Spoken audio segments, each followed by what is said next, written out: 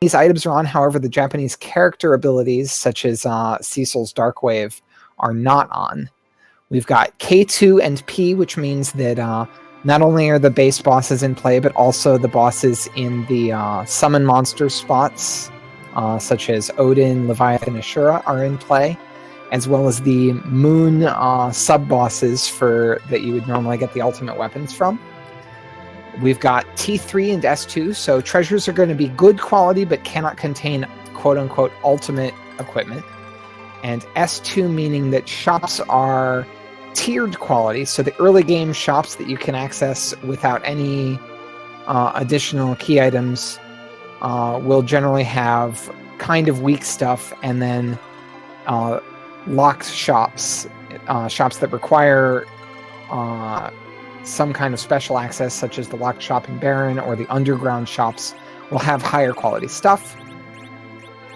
We've got the F2 flag, meaning that Fusoya gains power with each boss you kill. We've got the no free lunch N flag, which means that everything, all the character slots that don't require fighting a boss are not available. So the character slots in Mysidia or Damsian Castle, for example, that you can get just flying in and getting the characters, do not provide characters.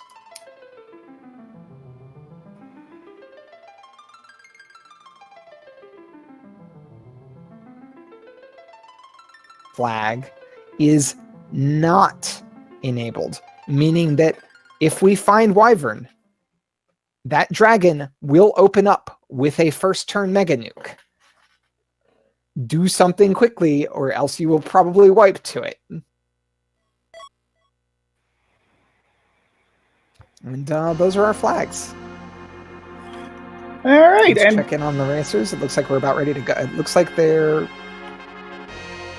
are off and running. We have a Sid partner for Palom, which, as we discussed a little earlier, is pretty darn ideal at this point, as well as a magma key, which gives them immediate access to the underworld. So, Silverfire, you're a pretty good runner of this game. So you start with a magma key. Do you move around the overworld first, or do you go to Agert, use that magma key right away, and hit the underground? What would you do? So I would consider going to the underground very early, and it looks like Ravlin is doing just that. However, I would possibly want to find sirens first, with the intention of popping some eggs, which is one of the grind locations in this game that is frequently used. If you use a siren in a particular area of the underground, then you can fight yellow dragon eggs, which only have about 1800 health and don't do anything until you attack them,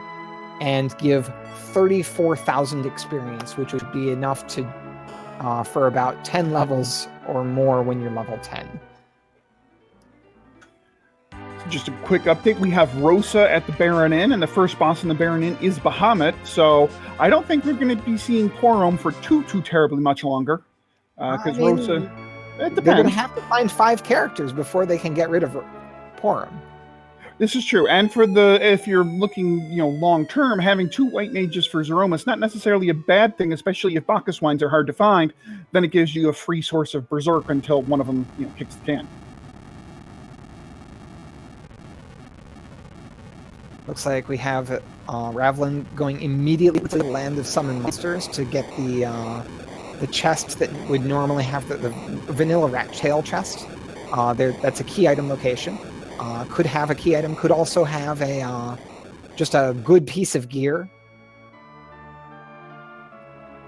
Yep, and it looks like all of our other runners are following suit, at least to this point. So let's see what we can get here out of the land of the summon monsters. And yes, Dweddit, they did start with the magma key. That was the initial item.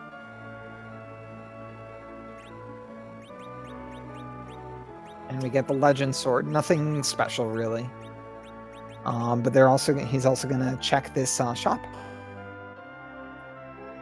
Life potions are actually pretty important. However, he doesn't really have any money because he hasn't been checking chests. Ravlin, unlike the other racers, did not check the chests in Baron. Interesting. is Fred just is checking out the item shops in Aggert, and he did find a dancing dagger. So if he finds a character like Edward or Palom anytime soon, that dancing dagger could come really handy in the early game. Mm-hmm.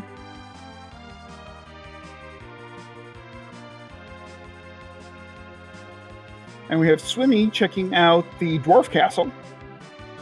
Yep. Looting the upper tower chests. There's some samurai armor. That's one of the options you were mentioning for getting Sid some real defense.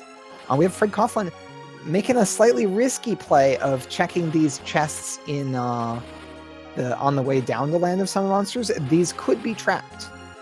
And that would almost definitely be a very quick one. But he found a rune ring for his troubles, which has a good amount of magic defense and has a +3 to both wisdom and will, the two magic stats. One of them is for white magic, the other's for black magic. We saw a moon veil, which can trivialize a lot of bosses, such as that Bahamut we saw earlier, or could also be used against a physical boss, because Moonveil also makes you invulnerable to physical attacks. So it's a pretty powerful item for consumable. So whatever store Swimmy's at right now, he finds Bacchus wines and silk webs, two very important items for the Zeromus fight. That's the dwarf castle fight. Yeah, those are very good to find. And I think one of the reasons you saw Fred checking out those chests in the Land of the Summon Monsters is there are a bunch of chests in the Land of the Summon Monsters itself, the actual cave, not the town. But only one of those is guarded by the warrior chest. So the odds are definitely in Fred's favor to not hit that chest. Now, and if he hits it early, then he can always just be like, okay, yeah, I died, and I saved right outside. I'll go back in and skip that chest. And he's also going to look at who the bosses are, and actually we see one of those is pretty free. That guard on the right side, fight. You can use hourglasses or coffins to trivialize that fight, because it's two normal bearing guards. They do get the stats of the spot that they got moved to, but they're just guards. You can just kill them. Get two coffins, and it is an absolutely free fight as long as you can withstand a couple of attacks. Yeah, we did see that. We did see that full moon. The full moon is the one of the better boomerang items. It's the best boomerang item for edge. So either we're going to see our runners try to hold on to that and get some full back row damage from edge, or we could see them sell it, because it does sell for a good amount of money. It's like several thousand. Yeah, and I think one of the great things with the full moon is that you can put the back row glitch on edge. So how does that back row glitch work for edge? So basically, if you equip a boomerang, you do full damage from back row. However, when you change to a different weapon, that does full damage from back row flag never gets unset. So if you have ever equipped a bow or a boomerang, or the dwarf axe actually is a throwable axe, you will always, for the rest of the game, do full damage from back row, no matter what weapon you have equipped. Yeah, it's one of the nicer quote unquote glitches to inhabit this game that really makes some of the early game nice and easy. If you can actually get a dwarf axe early or a bow and arrow, and you can stick your major fighter in the back row and just do tons of damage. Haven't really seen anyone actually fight any bosses yet, though. We've got Ravlin back up on the overworld, going through these chests in Damsian. Maybe we'll see him go over to the Antlion Cave next. And he forgets to take the hovercraft. I don't think that's forgets. I think that's a choice. They don't have the hook yet, so the hovercraft isn't going to do anything until later on, when they actually can pick up that hovercraft and do something with it. So it's actually in the no free lunch seed, because you don't get a character there, you just get the hovercraft. It's pretty common for runners to skip that. cutscene until it proves itself to be required in some way. Couple of nice finds for ScratchDragon in the Town of Mist, a dancing dagger and a dwarf axe, which is something we were just talking about. Looks like Ravlin, by the way, is going to put that bow and arrow on the Cid and put him in that middle slot for high accuracy. A little surprised you didn't put Cid in the back row, but Yeah, I could have just flipped the rows to the back, you're right. Not that it really matters with the Dragoon armor. However, chooses not to take Tella off of Mount Hobbs. Interesting call. So that kind of tells me he's not planning on doing ordeals anytime soon. Because once you do ordeals, Tella's magic set completely fills up for as much as it can. And Tella actually becomes somewhat halfway useful. But not taking Tella there, maybe going to skip ordeals for a while until he absolutely has to. And then he can go back and get Tella later if he wants. Yep. It is worth noting that ordeals is 3 boss fights, which is kind of a lot. It's not exactly a fast location to get a key item. So, I understand this, especially because they already know they can get to the underworld. It's not like they're not going to be forced into an early ordeals just to find a way to the underground. They have a lot of locations available to them between the overworld and the underground. So I think that's a pretty defensible choice. This seed did in fact start with the magma key. So they could, and all 4 of our runners within the first 3 minutes were flying around in the underworld, checking chests, getting the key item out of the land of summoned monsters, which was the legend sword, and doing some shopping in the underground chests, or underground shops, which I mentioned are incentivized to be slightly higher quality due to the S2 flag.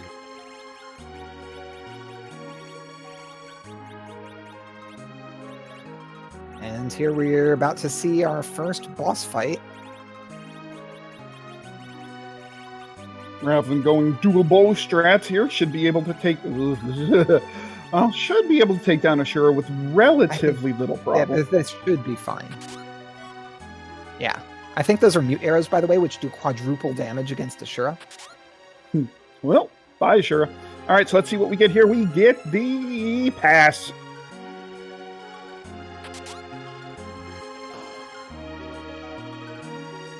That is an excellent item. What the pass does is if you use the pass in the second shop in Toroya, that actually takes you straight to Zeromus. So, might not see much of the moon if we find the darkness crystal. I mean, really at this point, the only thing that the moon would be good for... Unless the crystal is locked behind a moon boss in some way.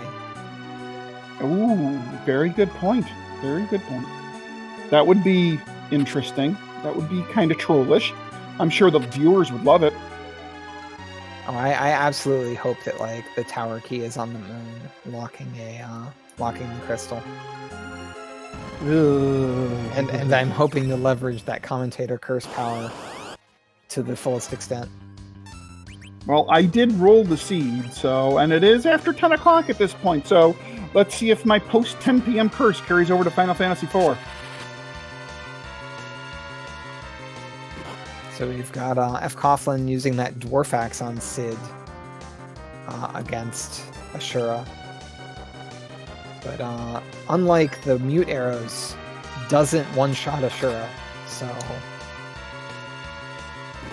I don't know if he actually had mute arrows the way we saw. Sirens in Fabul. Ooh, that's a nice thing. Yeah, that's really nice thing. So now if they get a consistent source of damage, like some coffins or something, hello early grind, hello early levels. And we actually see ScratchDragon choose to do the Mount Ordeals fight for Tella, where we saw Ravlin skip it.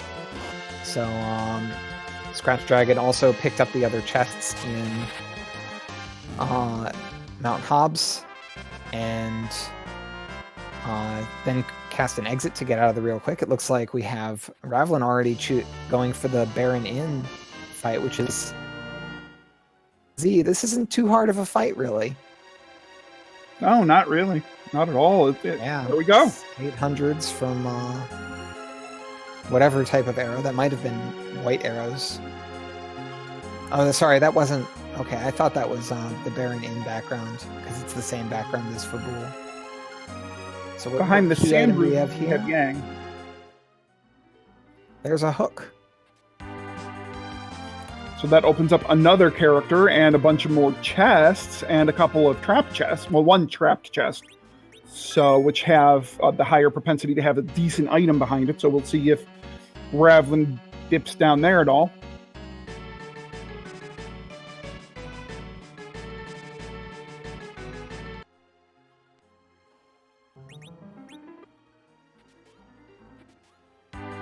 And I completely missed Sheila's first item. I did as well, unfortunately. Look real quick.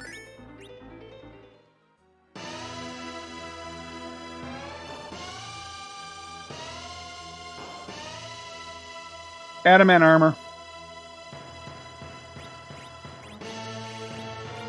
Oh, just straight adamant armor, not even the pink tail. Oh, that's a great find right there, because that makes pretty much a lot of this early game now pretty darn simple. And you get a second set of adamant armor once you find the pink tail, as long as it's not buried behind the moon, someplace you're never going to check. So, that's a wonderful thing to find so early.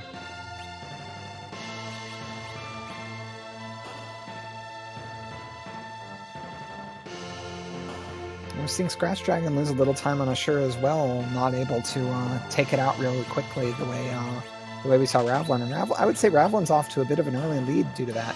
Ravlin's now trying to pick up Rosa from the Baron Inn, using the Stardusts, which cast Comet, to make short work of these.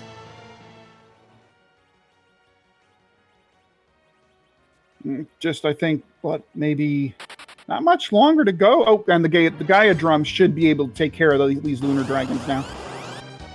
Should off them both. So let's see what we have here. So Ravlin gets Rosa as well as...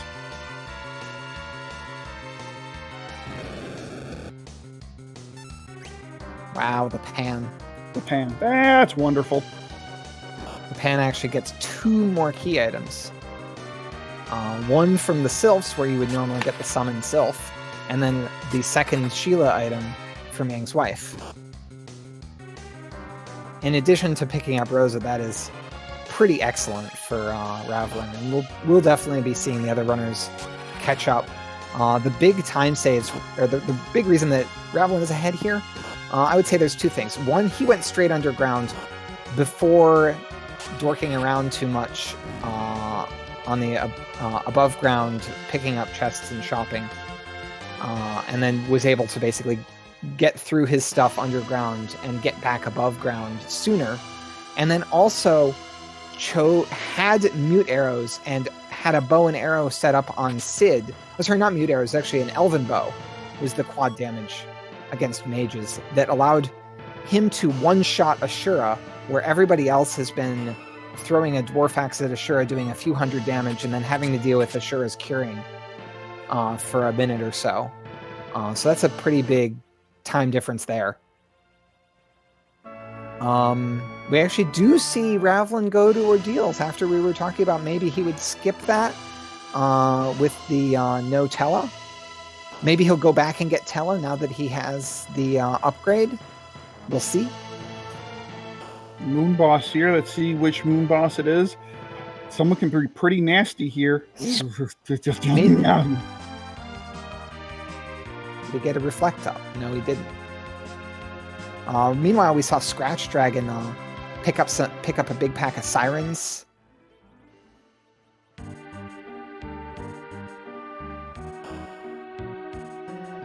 I bet we're having Ravlin go make that pan check. Yep. Yeah, he just reset out of Ordeals really quick. Might come back later when he has the speed to get a reflect up of some kind before fighting Wyvern. But so that's actually another thing. Star Veils were also in Fagul.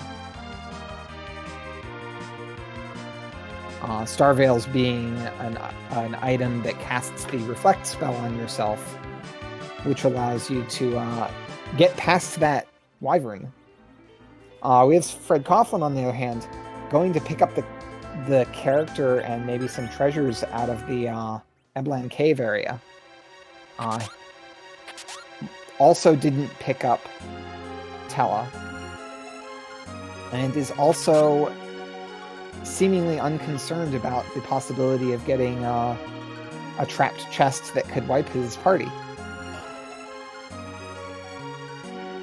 The Sylph's holding nothing good, just a lightsaber for Cecil.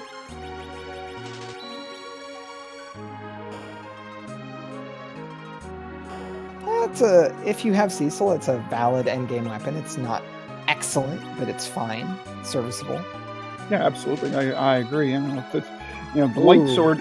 But Fred Coughlin seems pretty happy to see that Earth Hammer out of the shop in Eblan Cave. Yeah, I definitely would.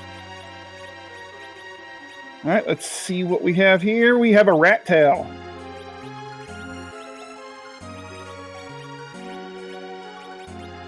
Liam Atlas, thank you very much for your subscription to Speed Gaming. We really appreciate it.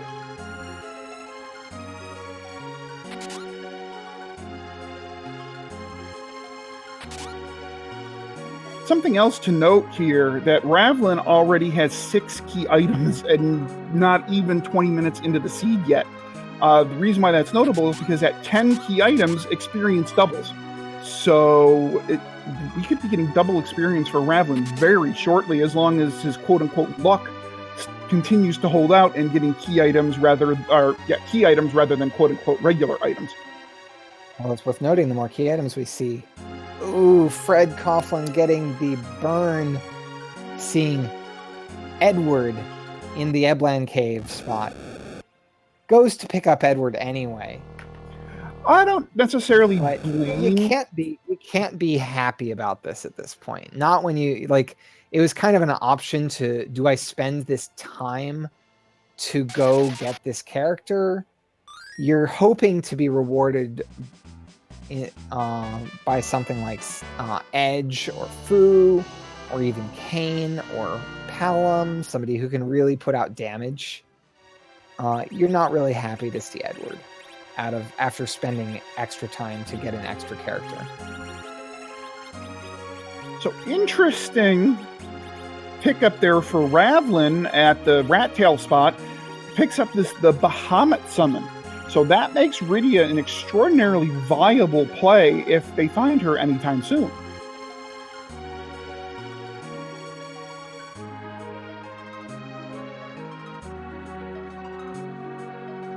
Or even not so soon.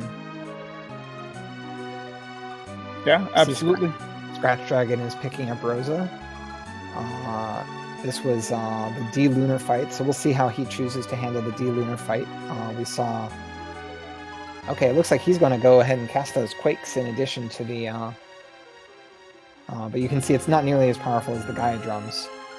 However, he's throwing Cure 2 potions at the D-Lunars instead of using those limited count Stardusts.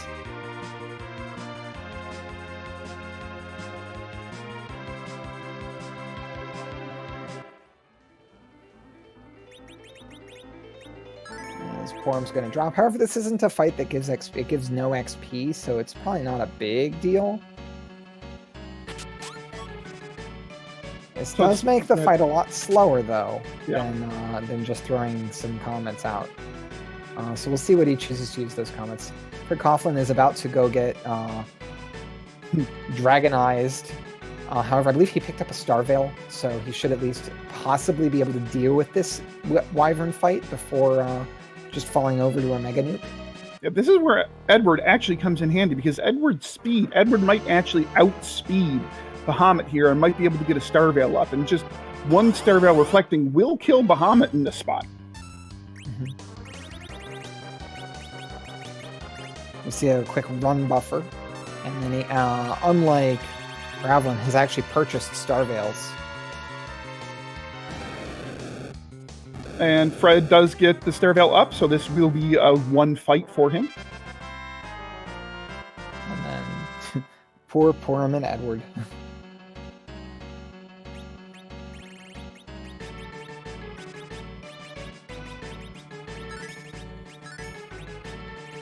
Unfortunately, he's relying on tents, which do not resurrect dead party members and do not heal you to full. So he had to actually use some life potions first. We've got Ravlin heading into Dwarf Castle. Looks like he's intending on fighting the boss here. Let's see what it is. Ooh, Mist Dragon. Ooh, that's a really nice thing to see here. Yeah, because in this flag set, the Mist Dragon opens up Rydia's mom, who will have a key item in Mist. So if Ravlin can take down the Mist Dragon here, he will have access to another key item. The problem is, the Mist Dragon's going to hit awfully hard in this spot, I think. Medium hard. Calabrana, it has a good amount of offense, but it's not absurd. Yeah, 595. It's strong, but with 2 white mages, he'll probably be able to deal with it. We might see some blink strats, actually, would be what I recommend, rather than Cure 2s. But I'm not... with 2 white mages, it kind of probably won't matter too much. I'm not sure why Ravlin berserked Sid. Now he's going to trigger the Cold Mist counter. Now, it's not going to hit that hard, but it's still going to A, waste time, and B, cause damage.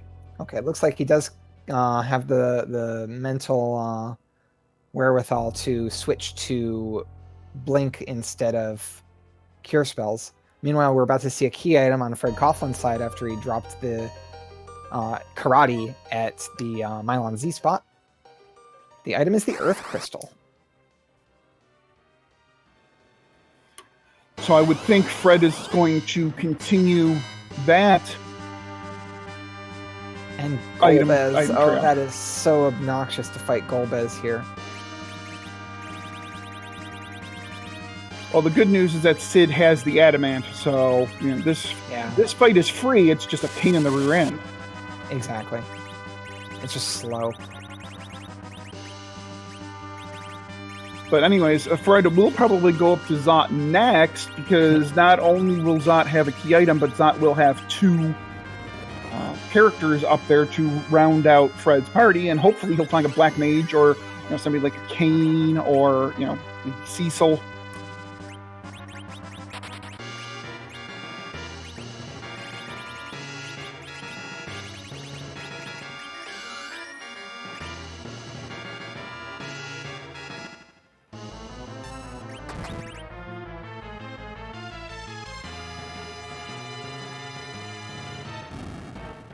So you were criticizing that Berserk. However, the extra damage from Berserk is very tangible. Yeah, no disagreement there. It's just, to me, it just lengthens the fight almost unnecessarily, but that's just my own personal opinion.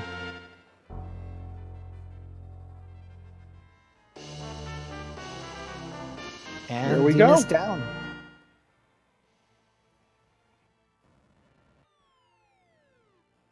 Let's see what character we get out of Dwarf.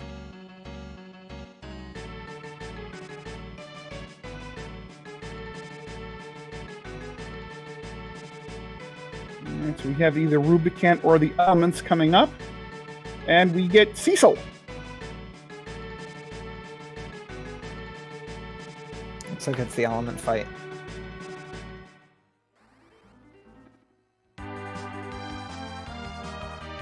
So, given that Ravlin does have the lightsaber, I would think now that this makes a trip to Ordeals practically mandatory. It's certainly an idea. I wouldn't say mandatory. If it was the Excalibur, mandatory.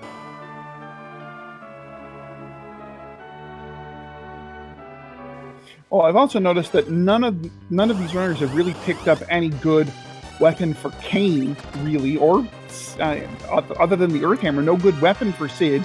They have a Charm Claw for Yang. Yeah, Earth Hammer. I think Ravlin is using the Elven Bow for Sid, which is proving to be pretty useful with its properties of killing the heck out of mages, because it does quad damage against mages. We saw that leveraged against both Rubicant there in the Elements fight is actually a mage type, as well as the Ashura battle. Also, just arrow swapping in general to like whatever arrow is most useful can be pretty powerful as well. I think he has samurai arrows right now. We've got fcoughlin choosing to use some of those consumables to really power through this D-Lunar fight to get Rosa. Looks like he's running out of consumables though, so okay. The fight did in fact end before he got virused. So we get the Sand Ruby from the Dwarf Castle, and we'll see if Ravlin goes to pick up Yang, who is in Kaipo in bed. So let's see. Oh, and we get to check the Mist Dragon spot. That's right, I forgot about that. So let's see what we have here at the Mist Dragon spot.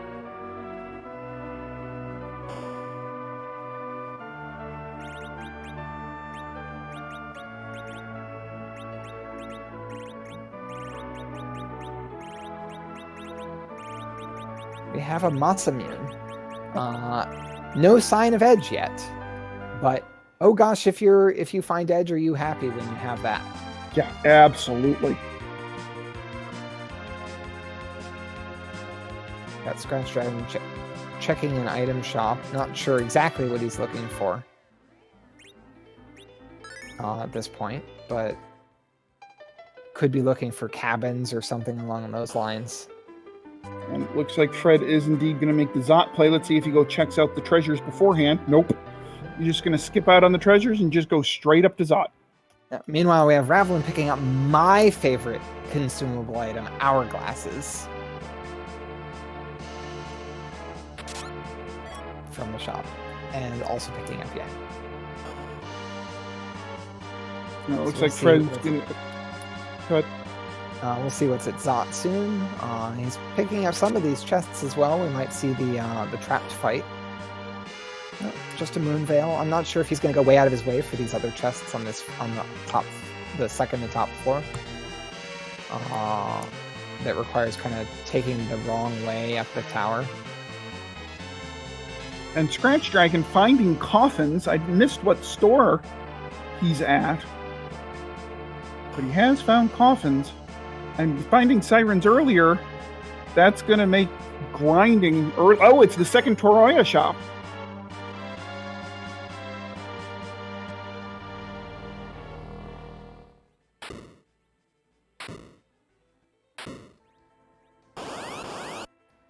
We have Water Hag at the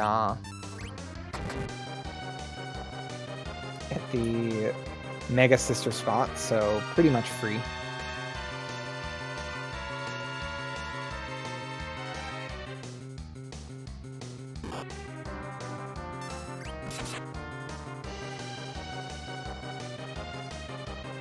Swimmy pops a Star Veil and then lets Wyvern kill itself. It looks like Ravlin's going to do another little grind to get Yang some levels, get Yang useful. One thing that we actually see Fred doing here, particularly during dialogue in fights or just when long animations are going on during fights, we've been seeing him go into his item menu and kind of rearrange things while battle animations are going on. The battle ATB doesn't progress while you're in the menu. However, it does, like any animations will continue playing out. And so you can kind of get some free time there to arrange your menu, arrange your items or look around for, the things you plan on selling, etc. Sort things out while you're not spending time for it because you have to watch that animation anyway. We have Rydia and Edge. Rydia rescuing Edge from the bowling ball. So this is going to be interesting to see if Fred keeps Rydia, because we know that there's Bahamut waiting for Fred behind the rat tail. And he does. Okay, so it's between Rydia and Edward. I don't think that's that much of a decision. No, and especially now with the path that's going to kind of develop, I would imagine now we're going to see Fred go to the Dwarf Castle to check the Mist Dragon spot and probably head back down with the pan to get the rat tail from Sheila too. So what will be interesting is if he keeps Rydia down there.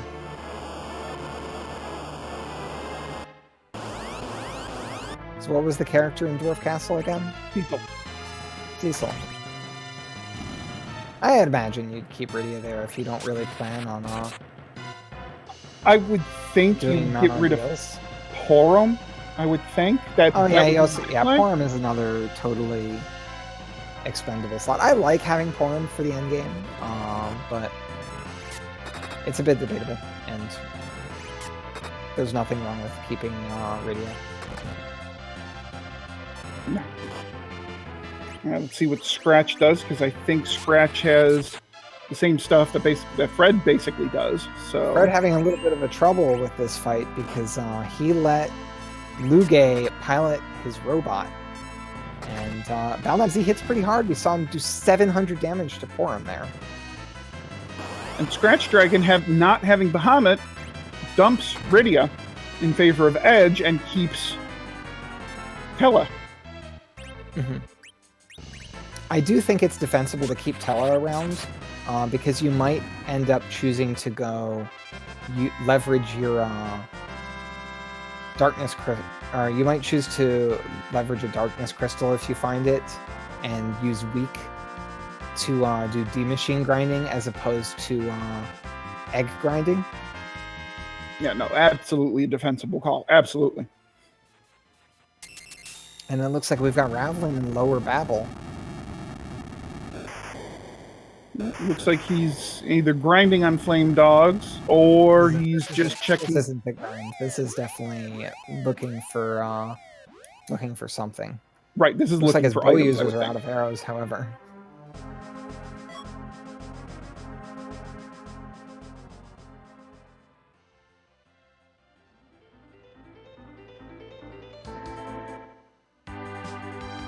And for the trouble of going up Zot, you get the Darkness Crystal. Wow.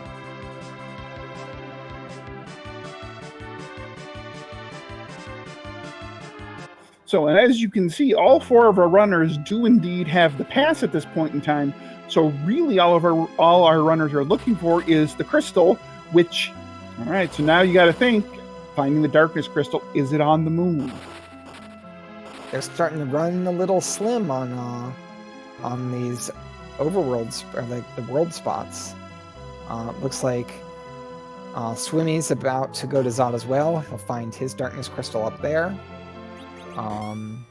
Fred's checking his pan, which I believe Swimmy's already done. And then it's, we have Lower Babel, we have the Leviathan and Ashura fights available. And we have ordeals for some of them available. But other than that, it's just the moon. Everything's pointing to the moon other than those couple spots. Ooh, interesting find for Swimmy in the Earth crystal chest that got opened up. We have a set of Artemis arrows, which those are nice to find. Especially when it comes to the egg grinding. If you don't have a lot of coffins, those Artemis arrows will probably take the eggs down in one shot. Unless the character using it is particularly weak, it will.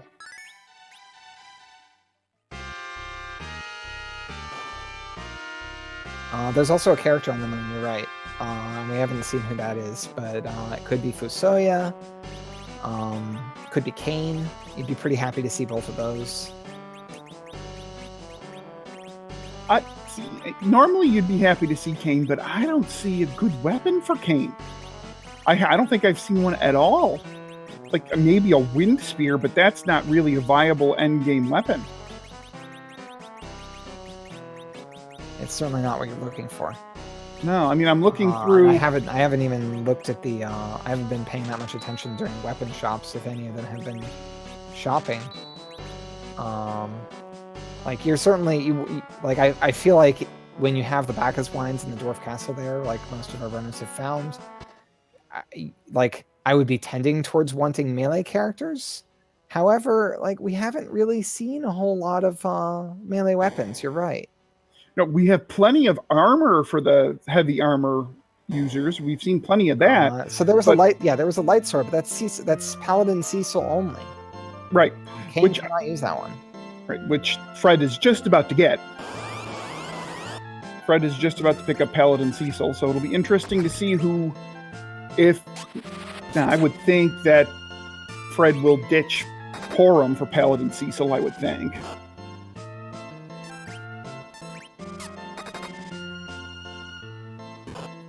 Value in Dwarf Castle, however, it's just it's going to be Dark Cecil, or it's going to be Cecil here, and one of the items is the Masamune from Rydia's mom. And what was the item from the castle itself, from the king? That was the Sand Ruby. Right. Which leads to Yang. The top of Babil has a ribbon. Not necessarily, something fantastic, but a good item to have nonetheless. I mean, it protects against... It protects against all statuses. It also has some magic evasion, which can really make things like Big Bang a little bit more survivable.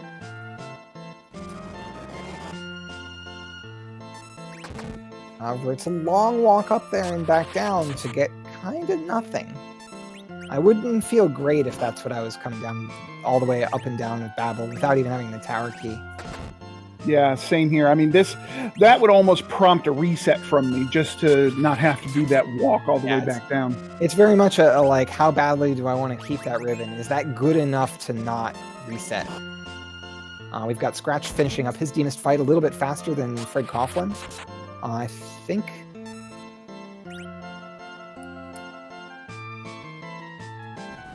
Probably going to see Fred go through one more loop of the Demist going in the cloud form.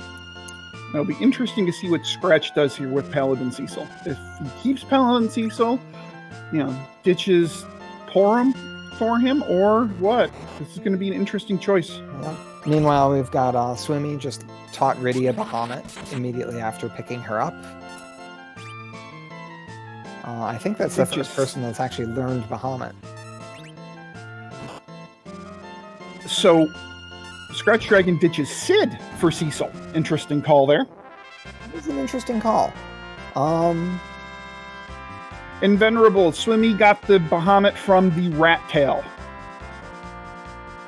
And they got the Rat Tail from turning in the Pan. And they got the Pan from the Baron Inn.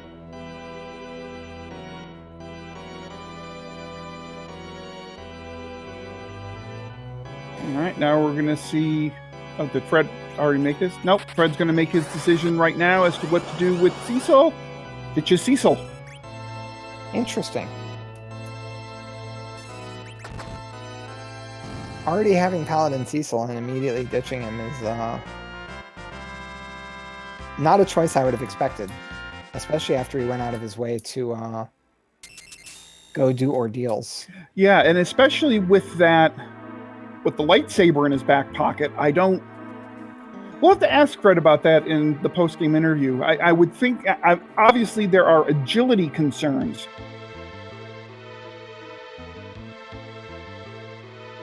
There are agility concerns when it comes to Cecil, because Cecil will, quote-unquote, anchor the agility for the entire party, so maybe Fred's thinking he's going to have to grind more than... would be level 45 Cecil is actually pretty much on the low end of grinding that you could do, and that puts him at a pretty optimal agility for the final boss. Yeah, I think that agility concerns for Cecil are vastly overblown. And I completely agree with you. I completely agree with you, 100%. If I see Cecil and if I have a lightsaber or better, I am absolutely taking Cecil every time. I don't know if Fred had the lightsaber already. That could have kind of motivated him towards ditching him if he didn't have a good weapon for Cecil. I thought he turned the pan in. No, he still is holding the pan, so he hasn't turned it in. Oh, I'm sorry. Oh, no. You got the light sword from the Sylphs. My bad. Yeah. So... Oh no, yeah, that would mean that he did it. Yeah, he did get it. Okay. So we're running really low on spots to check for key items at this point. It looks like ScratchDragon's about to head down to these Leviathan and Ashura spots. But other than this and a couple other one-off spots, looking at the moon. So another interesting development on Fred's side, Fred takes Yang from the Sand Ruby and ditches Rydia because he hasn't gotten the rat tail from Sheila and hasn't gotten Bahamut. I would think that Fred is going to kick himself in the rear end once he completes that item chain. Yeah, I would be sad about that too. But it's also one of those things that's like, how long do you want to hold on to Rydia just in case if you maybe get Bahamut from something? Oh, yeah, absolutely. Oh, I agree with his decision, knowing what Fred knows. I agree with the decision. And, I'm just saying, in hindsight, he might kick himself a little. Yep.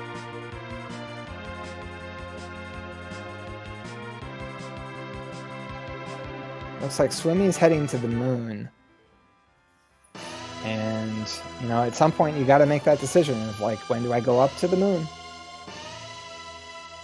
When you're running out of spots on planet side, we didn't see Swimmy go to the Tower Babel. What was the key item that ScratchDragon just picked up? The Twin Harp. Ooh. That's a decision to make. And now ScratchDragon checking out the Moon Boss and Leviathan spot, and it is Ogo Pogo. It is Leviathan on steroids. Oof. And I believe we can say rip party. Yeah, this is a really mean spot. It has very high physical attack. It has that double big wave does 50% of your max health. I don't see ScratchDragon getting through this fight right now. Looks like he's gonna go for some cover strats, maybe Moonveil. I mean, popping a Moonveil seems like it's the best way to try to win this fight.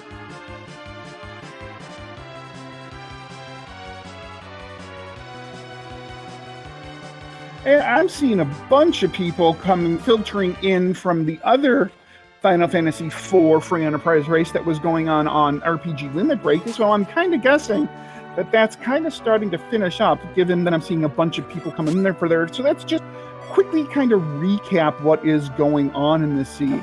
Okay, I've got everything written down. So you want me to take that away? Yeah, go for it. All right, so we had the runners start with the Magma Key. Everyone ran down pretty quickly to Land of Summoned Monsters, which had the Legend Sword. The pass was at Antlion Cave. Fabrul King had the hook. Baron Inn had the pan, as well as Rosa. Tella was on the top of Mount Hobbs. Sheila had, with that pan, had the lightsaber, the rat tail, and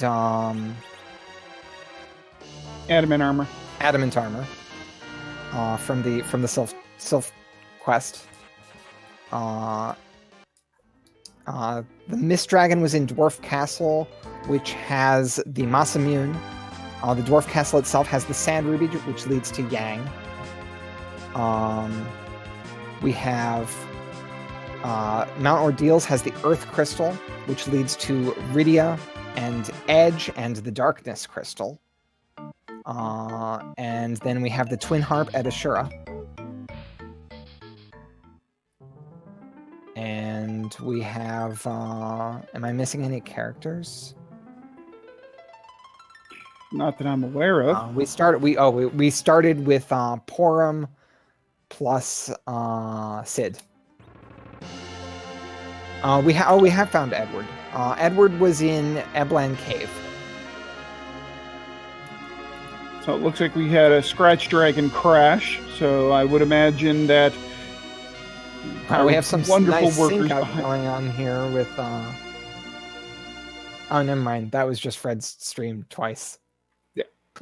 I thought there was a cinematic sync up between Scratch and Fred Coughlin. Alas. No, we had a ScratchDragon crash, unfortunately. Yeah. It looks like ScratchDragon's having some connectivity issues because we're dropping a lot of frames off of him. Oh, there's something I didn't see before. A rune axe from... Wow. And none of our runners went and got that with that starting Sid. That would have been really nice to have earlier. Yeah, especially when we saw a couple of runners struggle to fight the Ashura boss at Antlion Cave with just Sid and Torum.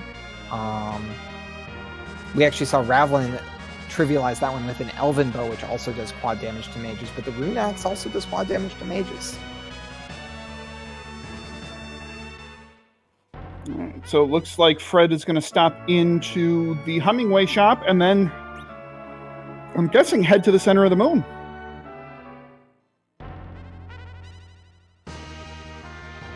Palom has in fact not been found. Although there's a pretty solid chance he's here on the moon. Yep. I'm trying to think who we haven't seen. We haven't seen Palom. We haven't seen Fusoya. Or Kane. Is that it? I think that might be it. We haven't seen the clone, have we? No, we haven't was seen the clone in Dwarf Castle. No, we haven't seen Cecil was in Dwarf Castle. Cecil's in Dwarf Castle. I have that written down. You'd think I wouldn't need to ask. ScratchDragon picking up his Mass Immune, which will be great for Edge. Oh, okay, then there he is. There's the clone.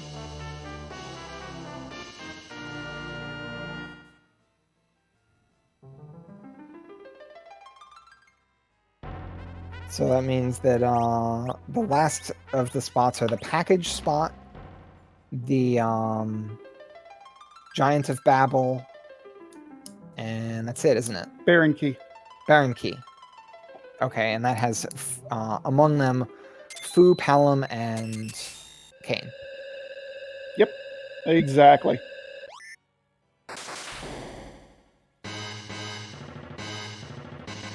All right, so I would imagine Fred is probably going to grind a little here before doing any boss killing.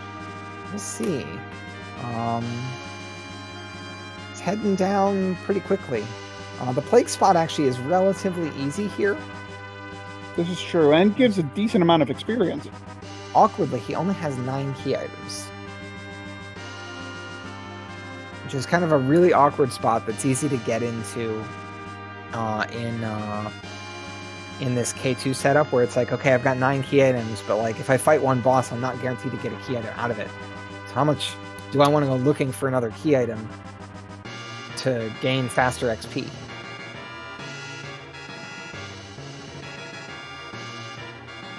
So, Wells, you're saying we saw how bad it was to go to the moon. However, PlanetSide is almost empty at this point. The only spots left are the Leviathan spot, which is Ogopogo. We have the Twin Harp spot, or sorry, the Cave of Magnus, which I don't think anyone's actually gone to yet. Wait. No, and ScratchDragon. I saw the Twin Harps got unchecked. Yeah, ScratchDragon ripped to Ogopogo. Didn't save. Oh, didn't save to keep that Twin Harp. Ouch. I didn't realize he made that blunder of like choosing to fight a moon boss without saving after fighting the previous boss and getting a key item. That was his 10th key item too. Mm-hmm. That's really painful. And it looks like he's about to go meet Edward. We have Fred doing some grinding on these gold dragons or king ryus, but he doesn't really have a great way to kill them quickly. Yeah, so really, I think when it comes straight down to it, if I had to say who's in the lead at this point, I'd probably give a slight edge to Fred, as he's got most of the overworld spots taken care of, except for the summon monsters, which of course then would open up the Twin Harp. But according, from what Fred is thinking, it's okay, I either have Ashura, Leviathan, or go to the moon. So he decided to go to the moon. Yep. I mean, we do see he is getting to use the hourglasses against these king ryus, which is working nicely. And it looks like he's going to try and life them once he kills one, which will allow him to get basically 2 kills out of a single fight, out of a single dragon. So Ravlin picking up Edge and Rydia from the Tower of Zot, but deciding not to take Rydia even though he has Bahamut in his back pocket. Interesting. He wants to go with the double white mage, 3 melee characters. Right, and does ditch Cecil for Edge, and thus is keeping Sid, but Runac Sid is worth a keep, and Yang, who doesn't, I don't think he's got either of his upper 2-tier claws, the Poison Claw or the Cat Claw. Although we're going to see what's in the trap chest in Cave Eblon here. It is a Protect Ring. That's big. That's nice to find.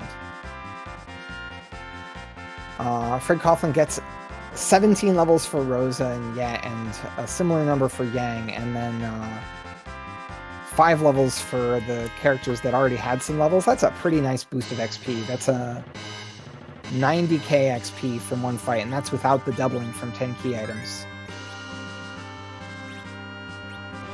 Yeah, that's a really... That makes certainly the Plague Spot viable. We're going to see him again use hourglasses to fight these.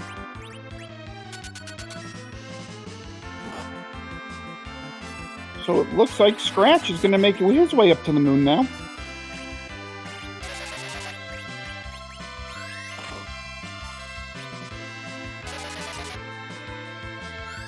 I do like this grind spot. It's a really good grind spot. It's actually, each of these dragons is about the same amount of XP as an egg.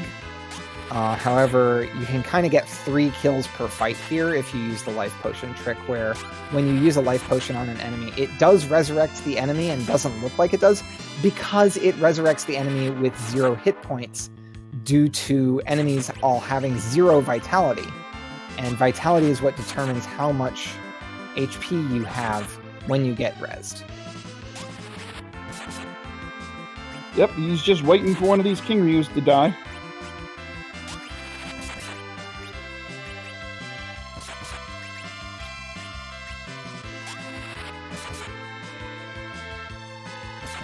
Meanwhile, it looks like Swimmy is making some scrambled eggs for everybody.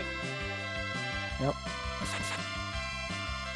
Swimmy is also at 9 key items, and choosing to grind now is kind of that... It's an awkward spot to be put in. Grinding with 9 key items when you are so close to 10. Yeah, but right now I really like Swimmy's setup as far as the party goes, because I'm pretty sure he has Cecil and Rydia. So Cecil with the lightsaber and Rydia with Bahamut, so that he's going to be doing massive amounts of damage now. And I think he has Edge, and I don't know if it's Yang or Sid, but he's going to out-damage anybody else right now, and that's going to make some of his battles upcoming a lot easier.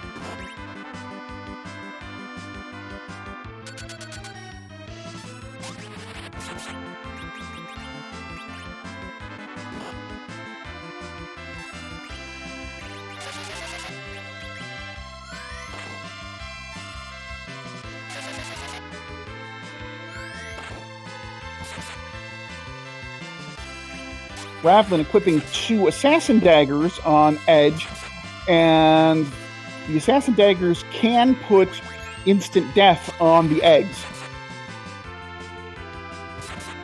I've always had a hard time proccing that with specifically Edge using 2, and I'm not sure if there's something funky going on there where it doesn't actually proc because of Edge.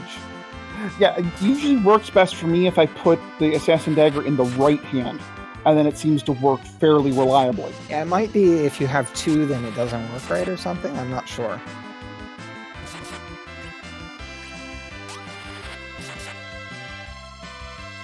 And we can really see, on the top left, we can really see fcoughlин's damage has gone up quite a bit over these couple fights.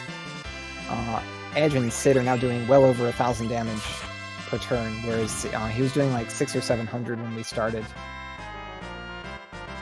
And there we go, another 90,000 experience for Fred's party. Yeah, I wonder if he's going to go fight. At one point, he's going to go fight more bosses here, knowing that he's at 9 key items. He just picked up Cure 4, which might be the trigger to go fight bosses. Nope, still going to go for more sirens. Okay. Meanwhile, ScratchDragon's finally going to show us what's at the Twin Heart. Oh, this is the Pale Dim spot, actually. We didn't see fcoughlin make this play yet.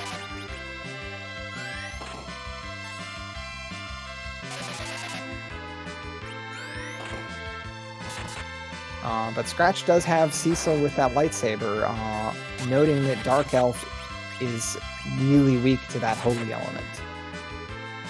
So... And Swimmy does go back to save with the Twin Harp, and now with the Twin Harp before meeting Ogopogo. Probably not going to be able to clear this Ogopogo, although he did mash some eggs, and that does have some more XP to work with here than what we saw Scratch have. Yeah.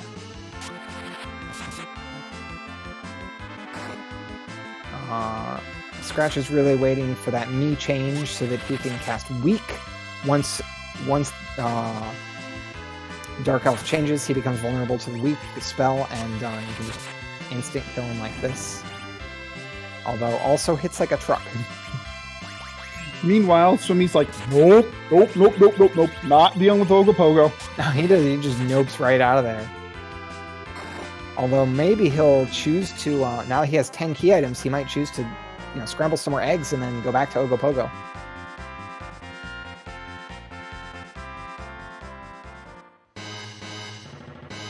Interesting. ScratchDragon finds the Luca key at the Pale Dim spot.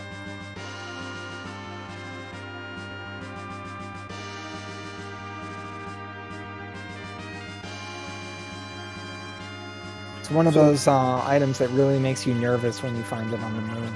Oh, yeah. Especially finding it in the Pale Dim spot, the easiest moon boss spot to get to. It's like, do you go follow the breadcrumb or not?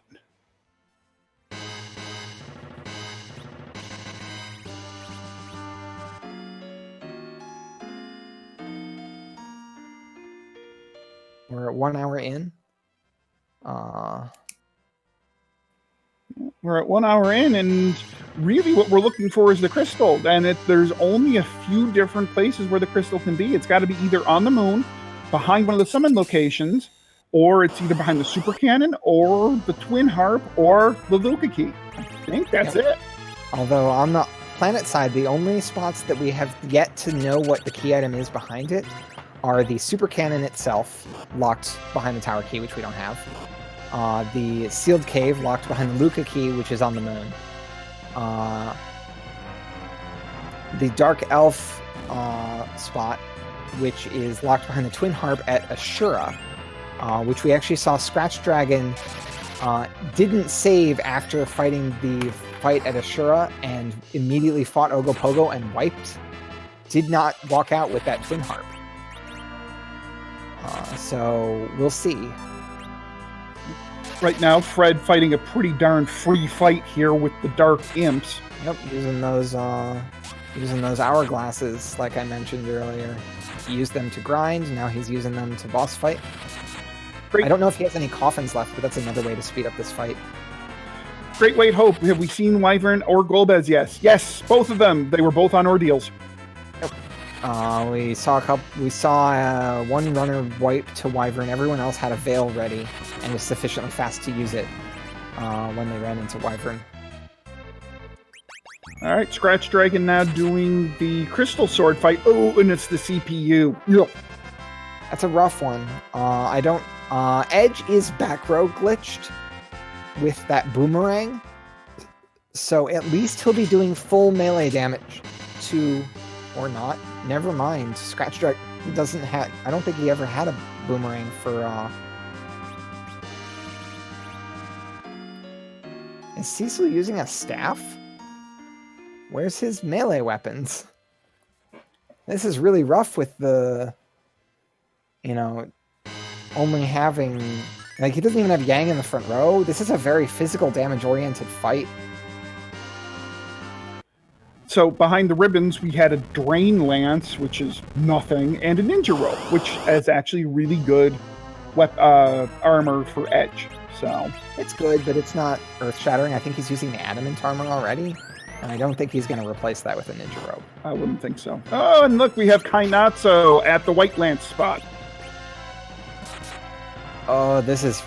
it's the White Lance... Okay, this isn't as bad as if it were the Dealing spot. The White Lance spot, Plague has the lowest HP out of any of these moon bosses, because it's very much... Like, the original fight's very much a damage race, which means, because Kainatsu's wave is based on his current health, this probably won't be an earth-shattering wave. Yeah, less than 1,000 damage.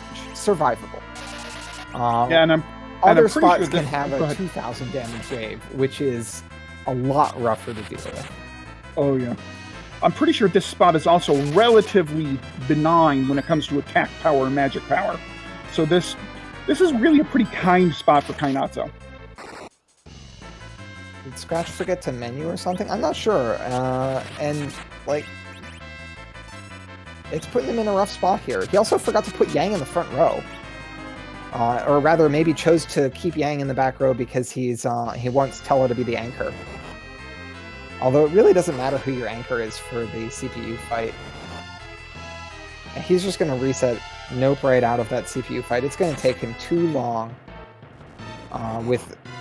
without strong melee. Alright, so Swimmy is done with his grind for now, and it looks like he's gonna go get us some music. He's going to the Twin Harp. Yeah.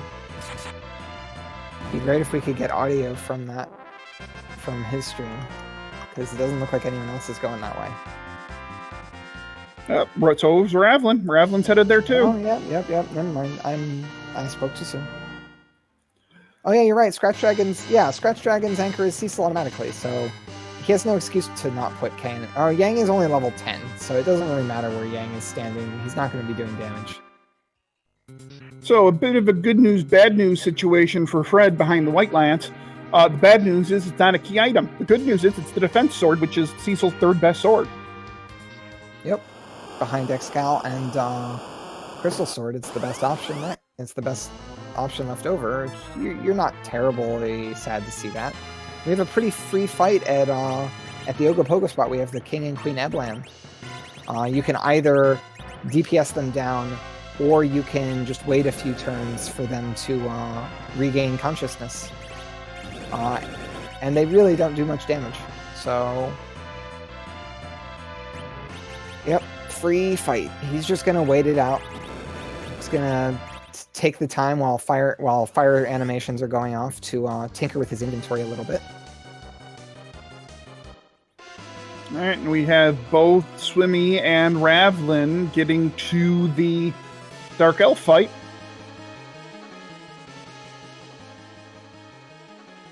Let's play Name That Tune.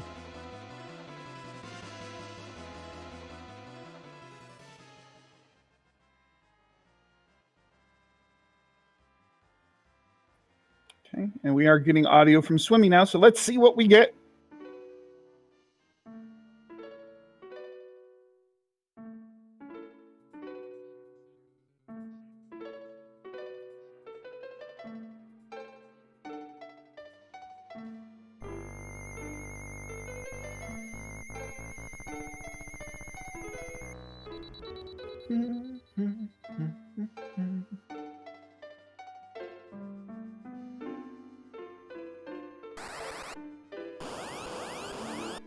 So while we're waiting for the music here, the Massive Moon spot has the White Lance, so the lowest depths of the moon is a complete and utter bust.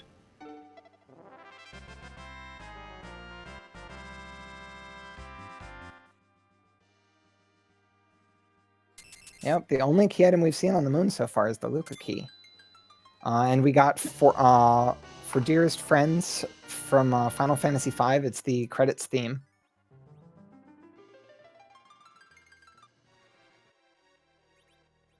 And we got a pink tail. So Still no sign of that crystal. We still haven't seen Bahamut as well. We haven't. Have we seen the item behind Ogopogo? Nope. Has anyone beaten Ogopogo yet? Nope. Nope. So really now we're down to expressly the two summons. We're down to Odin, Bahamut, and Leviathan spot, and the Luca Key spot. That's all we got also, right now. The Baron Castle itself. Oh, I forgot about that. One of those other spots is going to have the Baron Key.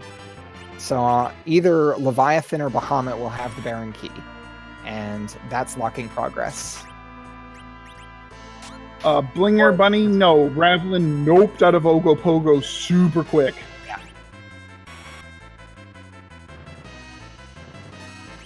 Yeah, Luca Key Dungeon is not really anyone's favorite. There are some neat little speedrun tricks you can pull off on it when you're not sure whether it's going to have a valuable key item.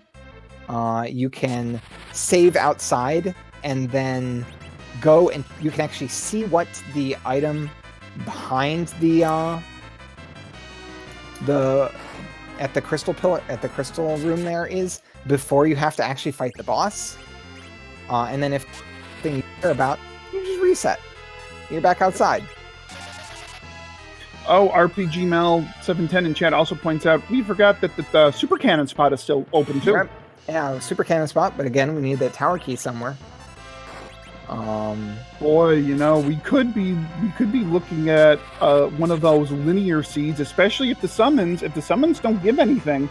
Oh, we also haven't here on out. And we also haven't seen the wyvern spot, which Fred is fighting right now. And we actually saw ScratchDragon nope out of it because he was getting stonewalled by the fact that he doesn't have very strong melee characters because he hadn't done any grinding. Okay, I was going to say, I didn't see Scratch beat it, but that's, I guess, because he noped out of it. Now he has that defense sword, so that's going to improve his melee situation significantly. Because I think he sold his lightsaber. Yeah, Cecil is only wearing a... oh no, he just didn't equip the lightsaber. He didn't equip anything on Cecil. That's kind of a situation. All right, so let's see what we get here behind the crystal sword. We get... the white Feroza. Pretty happy to see that. Definitely at the levels that you want for... Alright, so Tower Key, Luca Key. We're going to be going... I will point out, I should have known, because Z-Man rolled this seed.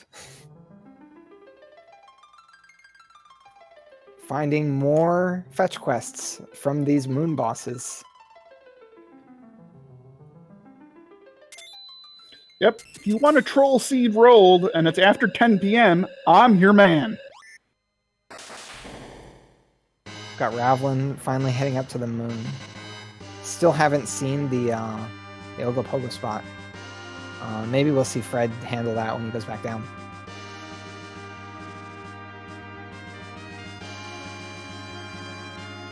Rivers in chat saying, if I really rolled this seed, how come Vanilla Pan wasn't the crystal? Rivers, I've never rolled a seed like that. I just play in seeds like that. Also, if it were before 10 p.m., maybe that's what would happen.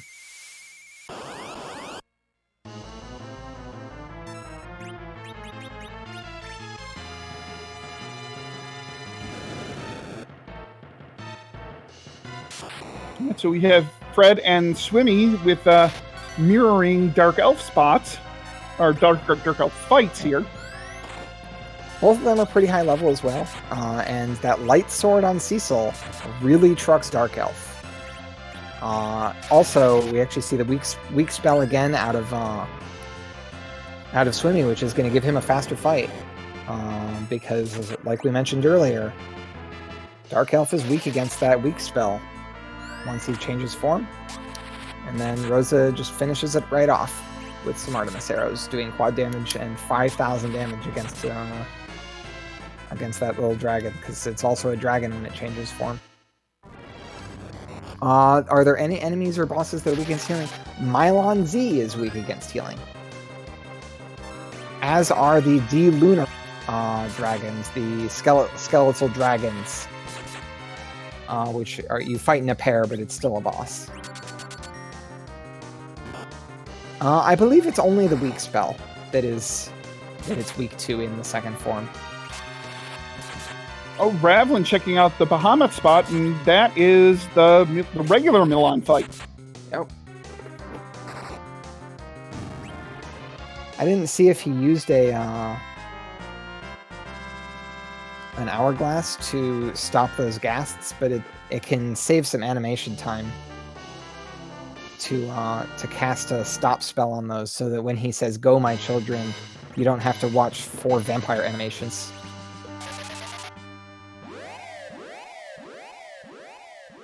Oh, Dusty pointed out you can also cast Stop on Dark Elf second form. So what I would imagine now, you're going to see Fred head over to the Bahamut spot before going back down to the overworld, I would think. There he goes. Everyone's congregating at Bahamut right now, it seems. Yep, Yep, Scratch is headed there now. It's going to be really funny if this is the crystal. If this is the crystal, we've got an incredibly close race. Scratch finally equips that Moss Immune. He's been wearing double longswords this whole time on Edge. Also popping Stardusts to clear out the ghasts quicker.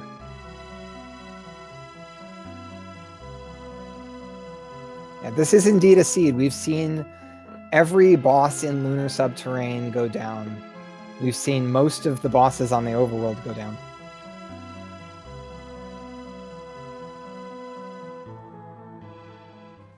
Still missing several key items, too.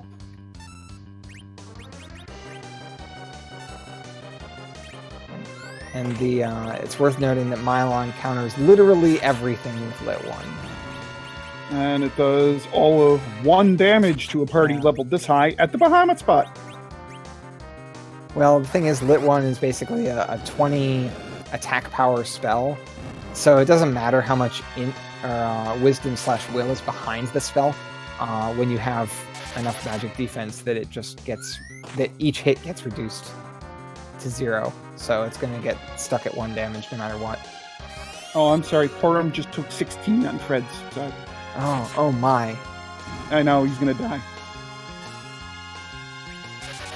Deadless PGT, what does the backline do? It casts Berserk on whoever uses it, so it's a wonderful item. It is one of the most coveted items.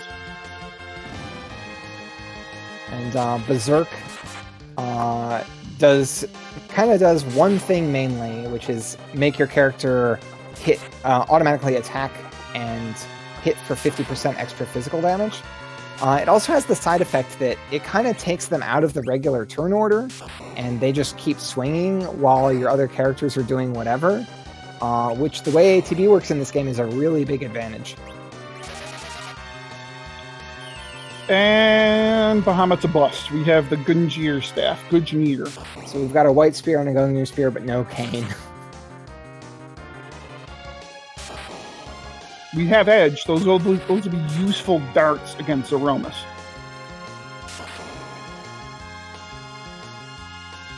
All right, so do you do the Luca key or do you do the tower key? In Fred's case, I would imagine he's going to go straight to the tower key because I don't think he went up to the top of the tower.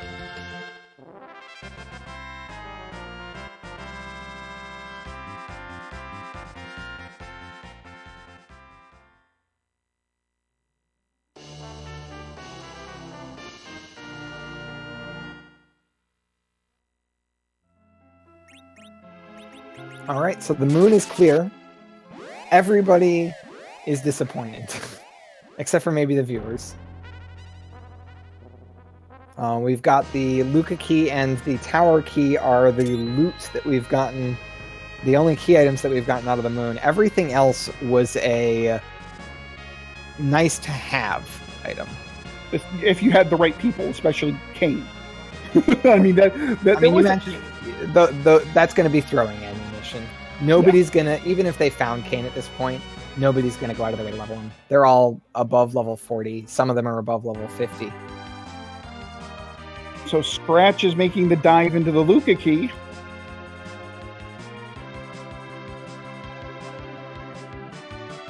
So Wells, it's worth noting that fast is a little bit stackable. Also, it's a lot more noticeable on berserked characters, because one of the problems with fast is that unless you raise your agility a whole lot, then that person is still going to get stuck behind whoever's in front of them and end up kind of waiting in line for their turn.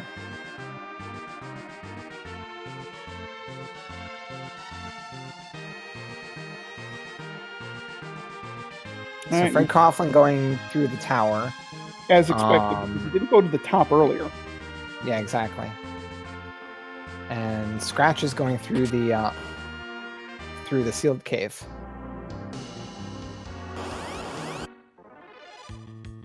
Could still, yeah, it could also just still be sitting at Ogopogo. The crystal could just have been on Ogopogo all along and nobody wanted to deal with it. Right, and that is one of the 3 spots we have open to us at this point in time. Right now, what we have open is this super cannon. We have Ogopogo and the sealed cave. So Fred and ScratchDragon are taking care of 2 of our 3 open locations right now. Yep.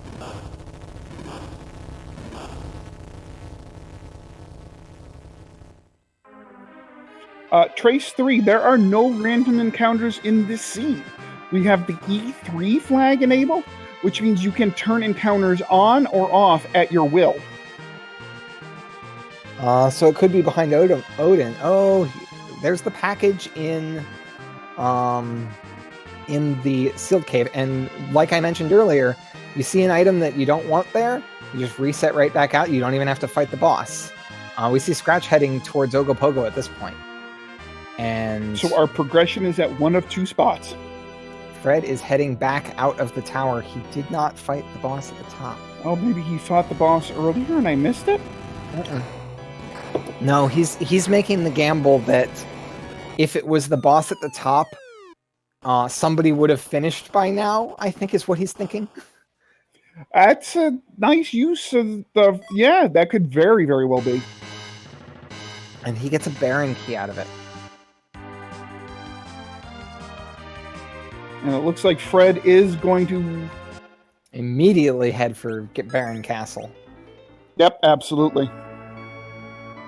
And there's 2 key item spots here. We're still missing the adamant and the spoon as well. We have no sign of those.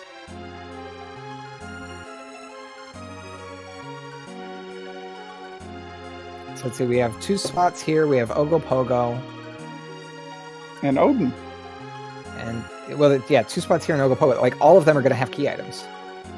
Yep. Yeah, because I think we are down to 3 items, 3 spots to check, right? The Ogopogo, the Baron Castle, and then the Odin spot, and I think that's it. Mm-hmm. Yep.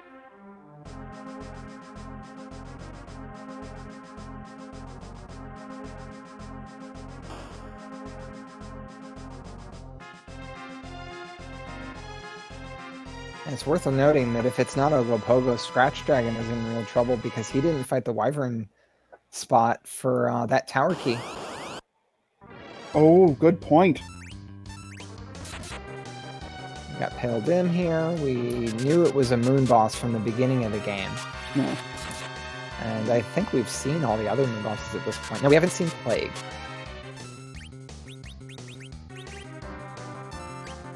Yeah, Ogopogo, like, the Leviathan spot has a really powerful melee, doing 408 damage to an adamant armor edge.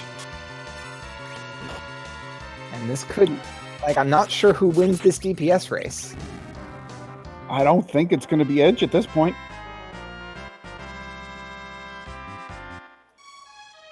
$20 health left.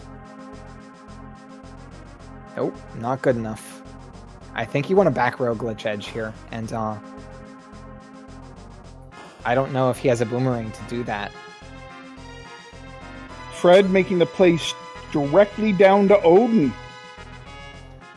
You know, you've got the, like, you know, levels that you can fight Zeromus. You should be, you know, you've even seen Dark Cecil, which is one of the most dangerous enemies left, and you've seen Wyvern. Looks like it's the Fabul Gauntlet, though. Oh, that's rough. Oh.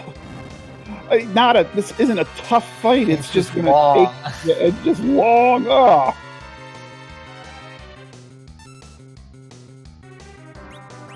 doesn't look like it'll be too bad. At least he can one-shot the fighter, which is kind of the... If you can't one-shot those fighters, this fight is even longer.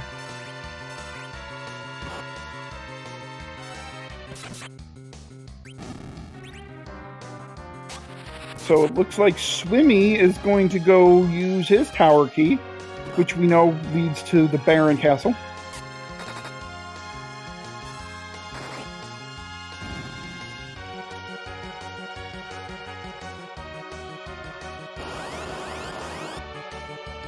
Got some cover strats coming out of ScratchDragon.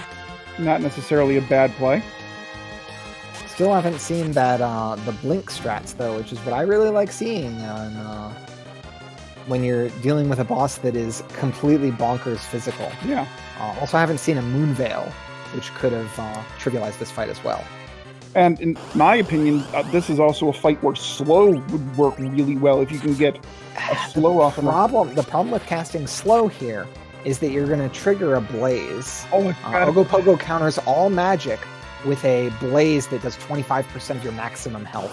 I forgot about the counter. And I've seen people not know about that magic counter that Ogopogo does, and they make a hard fight even harder by running into that. So Ogopogo down, Edge really being MVP here. All right, so what do we have here at the Ogopogo spot? We have the crystal! ScratchDragon has found the crystal first and is in the lead.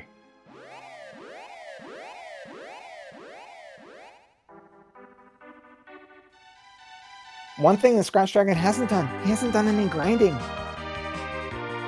I don't know if he has the levels that he's happy with to fight Zeromus. No, he's going to go Siren Grind right away.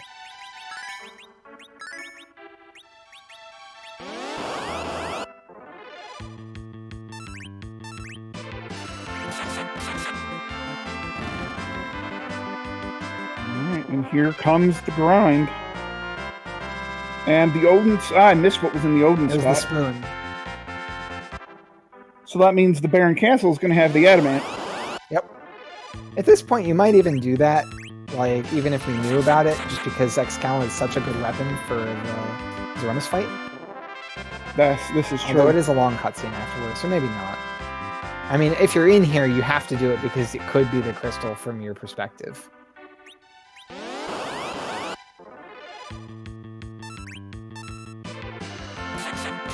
This also means that it looks like Scratch is going to be the only one to not 17 of 17 this seed, or 18 of 18. Now this has just been a brutal seed. Margaret Ann, yes, you can throw Excalibur, and it does terrific amounts of damage.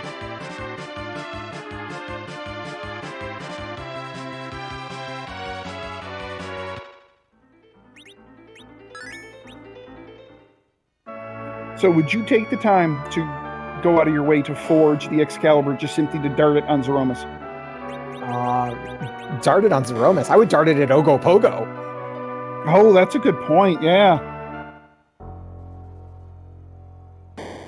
Yeah, then just Berserk Edge with the Matsumune he has. And the only way... So you say this is a possible 40-minute seed. The only way this is a 40-minute seed is if you do your grinding without 10 key items and do the Leviathan and Ashura spots very early. And I don't think that's a defensible... Like, I don't think anybody would find themselves in that strategy ever. Yeah, no, I can't picture any player that would choose to do Ogopogo at Leviathan over anything else. Because that is really one of the brutal rolls to get in that spot. All right, here we go. ScratchDragon on the Zeromus fight. Let's see, who is Zeromus tonight? Starting Zeromus at 127.33.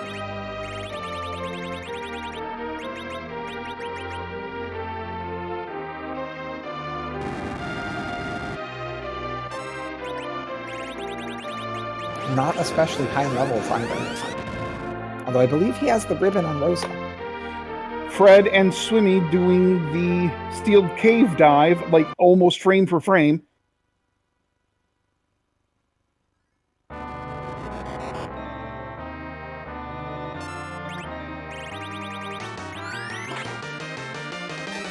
Do you recognize this? Is that Final? Oh, that's the game. Isn't that the Game Boy version of Final Fantasy? Final Fantasy Legend? Yeah, I think that's what that is. Oh, yeah. All right, Legends 2. Chat saying Legends 2.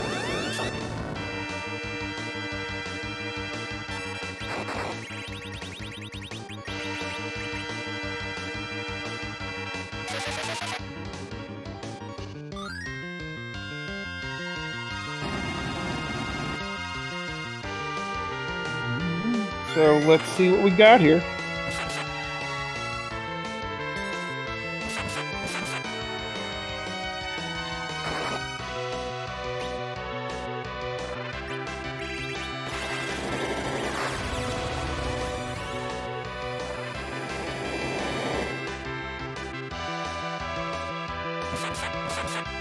Hey, look, Tell survived the first Big Bang.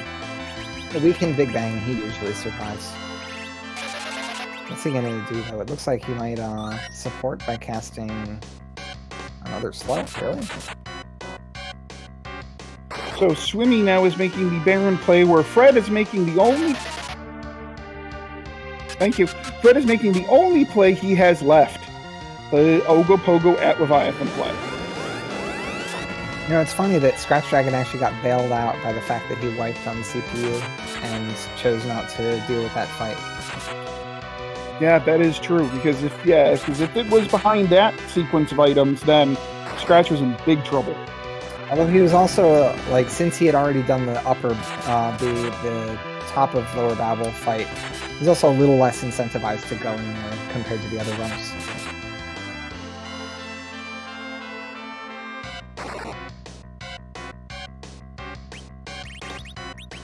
Alright, and we see Fred about to go to his Leviathan fight while Swimmy's heading through Baron Castle. Looks like ScratchDragon has his Zeromus fight in pretty reasonable order. Nothing seems to be going out of whack right now. Yeah, it seems to be pretty standard fight for Scratch. It's possible for Rosa to get damage, an unlucky damage roll here. It's pretty unlikely because she's got a ribbon.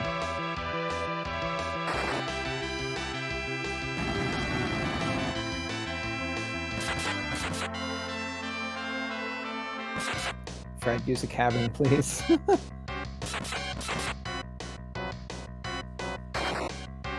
I would imagine Fred will make relatively quick work of Ogopogo here. Especially given how Rosa has access to the white spell, and you can just use Porum to heal. Remember that white spell triggers those counters. Oh, that's right. I keep forgetting about that counter. Darn it! I don't know if we'll see that. It looks like he's just going to pump the Bacchus wines. Yeah, which makes perfect sense.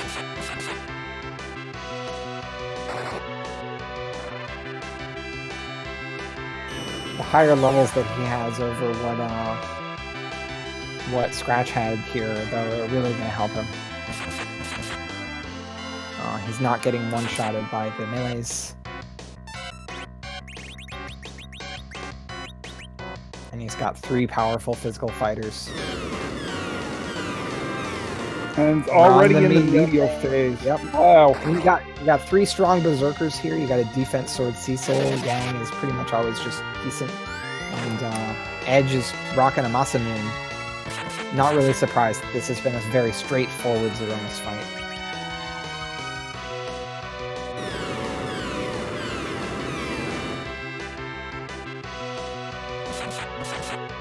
And we're about to see somebody finally pick up the adamant.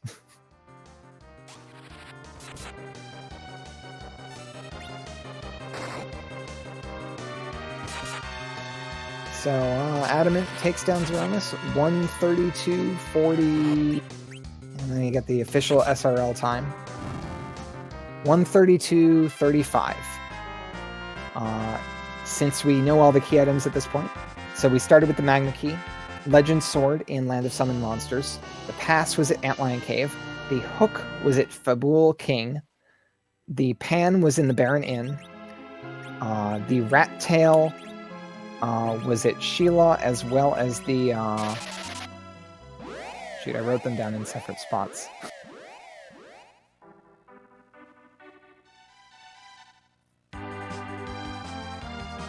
The Rat Tail was at Sheila, as well as the... it was just an adamant armor. The Rat Tail Spot had Bahamut. Miss Dragon was hiding in Dwarf Castle, and Rydia's mom had a Masamune. Ordeals had the Earth Crystal.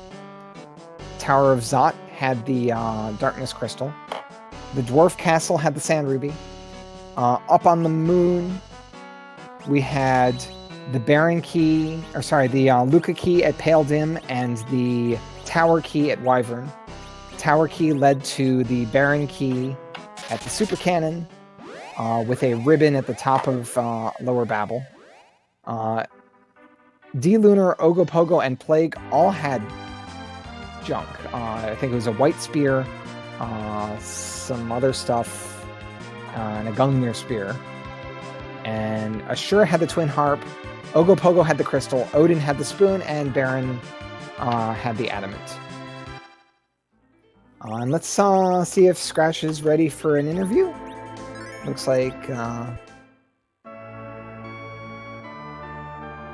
Said a quick party check and he'll be back. And apparently he had a party going on in real life in his house.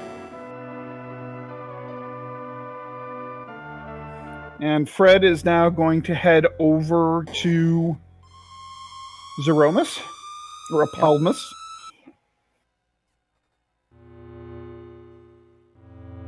It's got a slightly different party over party comp than ScratchDragon, with no Cecil, and just rocking Sid, Yang, Edge as his melee characters. Still pretty good melee characters, though. Probably will do a little less damage than a Defense Sword Cecil, but I would think that Edge will be doing a little darting before getting Bacchus. It's funny, we pinned Fred as a head leaving the moon because he had the additional tower key. Unfortunately, that tower key did nothing but lead him astray. Yep, ScratchDragon made the play of the seed by going to Ogopogo directly after the moon and having... We didn't see anyone make the true play of the seed, which is to just kill Ogopogo before leaving Earth. Well, that would have been the true play, but I can't picture anybody doing that voluntarily. I usually do that, but I also lose because then that spot just doesn't have anything.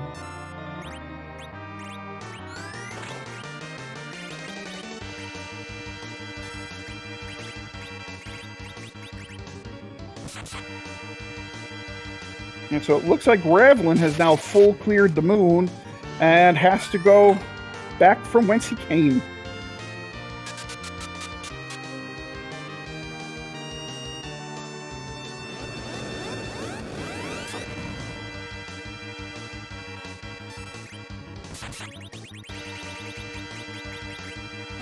Looks like Swimmy chose to go to the Leviathan spot before heading into...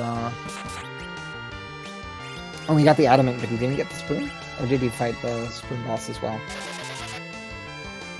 He's also trying to keep Cecil from getting too much XP, so that he has a more favorable agility situation going into Zeromus. Yeah, but at like this he's point, also just going to back us up for this fight. Oh, but he didn't have full health going into it, so Sid immediately drops. Rosa, wearing that adamant armor, though, just soaks a hit, no problem. And with that chime, I do believe we have ScratchDragon joining us in chat. ScratchDragon, well played. Nicely done. Thank you, thank you. A lot of things was juggling during this run. Yeah, there were some pretty scary things going on. I was running back and forth, and I was just so confused at a few points. I was there like, wait, okay, there's this. Okay, there's this. Fantastic. Okay, to the moon. Okay, let's bail out a CPU. Okay, let's go back and do Ogopogo. He killed me. All right, let's try again. All right, we're rewarded. Let's go. Yep. Interestingly, if you had fought CPU, you would have gotten the tower key, which does nothing but lead you astray, as it leads to the spoon and the adamant. I was sorry, it banking leads to on the Baron key, which leads to the spoon and the adamant. I was banking on the fact that it was not on the moon. If it was on CPU, that would have just been the gamble I lost. I was resigned myself to it. Yep. Because at that point, I already. It was a good thing I actually did dive again and check what was on the soldier fight and saw that it was Twin Harp. So at least if that failed, I would be like, okay, it's CPU or Ogopogo, and then Twin Harp will lead me to the next item that I need. Speaking of that Twin Harp fight, so why didn't you save after beating the Baron guards? I didn't believe that the Twin Harp was going to be that impactful. I wasn't going to go do it. Okay, so it was actually a decision to just be like, yeah, I'm just going to see what this is and go, if I wipe to this boss, it's not a big deal. I'm not going to worry about the Twin Harp anyway before heading up to the moon. Right, because if I had the Twin Harp, I wasn't going to do Twin Harp before I did Moon. Okay. Because there's 7 items on the moon, and I said, you know what? We'll just do Moon, and if I lose, I lose. Because I'm not going to take my time to go do Twin Harp a second time and then dip out and then have Twin Harp be the false thing that I need. Gotcha. If I was gonna go back down there, I would just kill both of them. I guess I was just trying to go as fast as humanly possible. It wasn't the crystal, and I said I'm out. Gotcha. That makes sense. Okay. So, but I mean, it was honestly there was a lot of dice rolling, and I just ended up with 7. So. Yeah, definitely. Some of your gambles definitely paid off there. And Fred is now into the medio phase. Fred is in the medio phase with effectively 15 items because he did see the package before resetting out of the sealed cave. So 16 Scratch, items. So Scratch, you are at 10 points now with 1 race left, tying supremacy up top the standings. So what are you thinking about your position here? I mean, Rando's gonna be Rando, so I won't feel safe until I move into the next round. Listen, first today, 4th tomorrow. Just the way it is. And Fred's finishing up at 140, 30 official time, 40:37. And we do have Fred in chat. Fred, nicely done. Thank you. GG, Fred.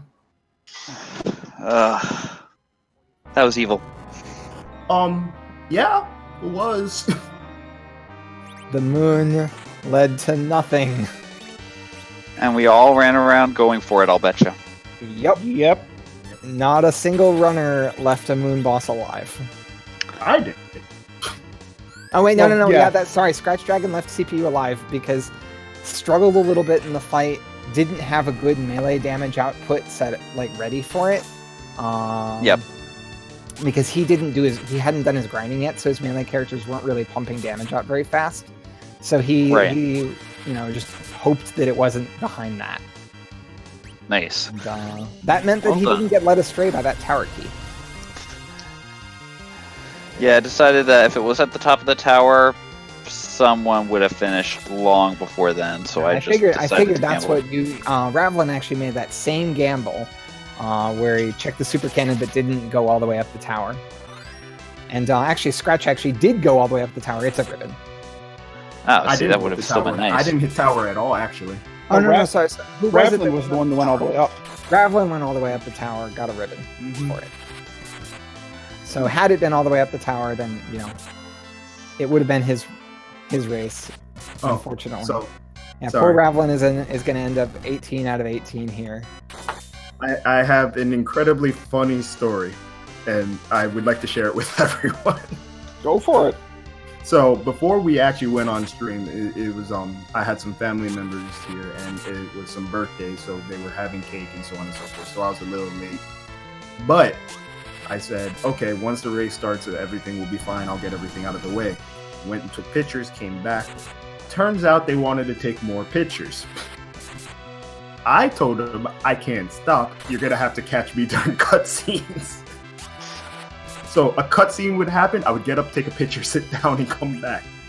So I'm here darting back and forth. At one point, I had stopped moving after I believe it was Mist Village. After I went to Mist Village to search for items, and I said, listen, if you want me to take a picture, you're gonna have to come in here while I'm playing. I'll take the picture and then I'll sit back down. So I stopped moving for like 5 or 10 seconds. Wow. All right, Fred, so are there any parts of that seed that you recall being particularly interesting? Well, kind of annoying the fact that, we all could have finished at about the hour mark if we'd decided to go in there, grind a little bit, and then hit the crystal. But, the fact that there were those cold trails up on the moon, which led to a bunch of great darting stuff, and then, oh, surprise, here comes Edge in Baron Castle. Yeah, that was something. No, Edge was in Tower of Zot. Sorry, Kane. Kane, wrong oh word. yeah, Kane, yeah. You finally got a white spear, and you had a white spear and another good spear. Yeah. But I also love how Kane doesn't show up until the end of the game.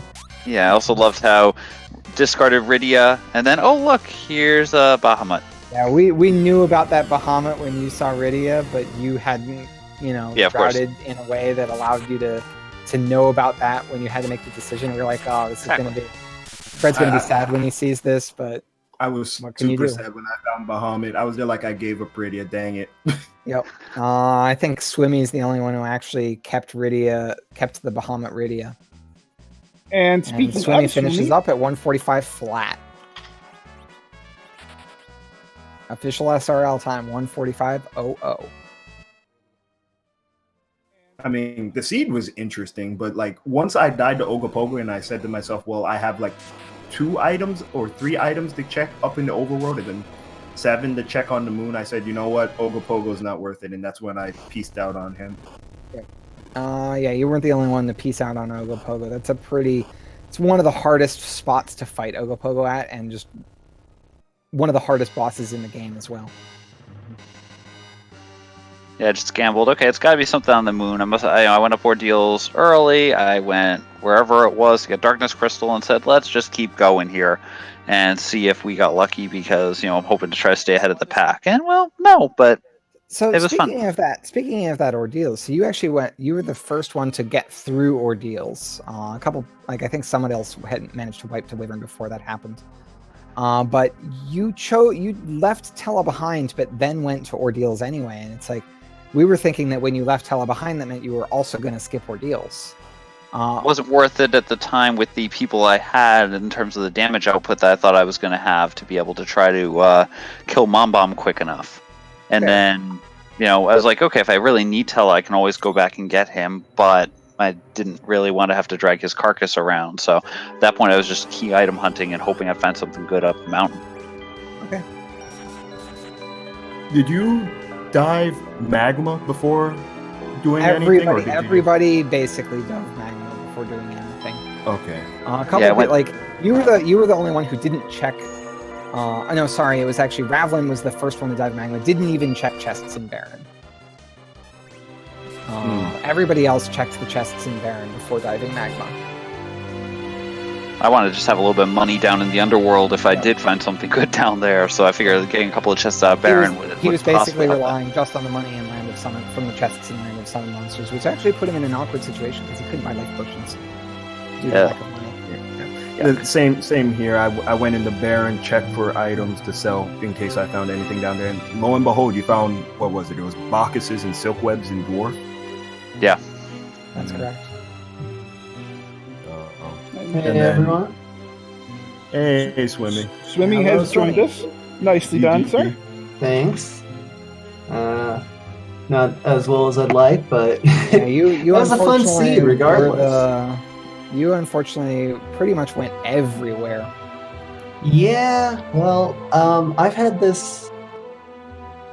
I have been burned by the Leviathan spot so many times. That battle can take so long.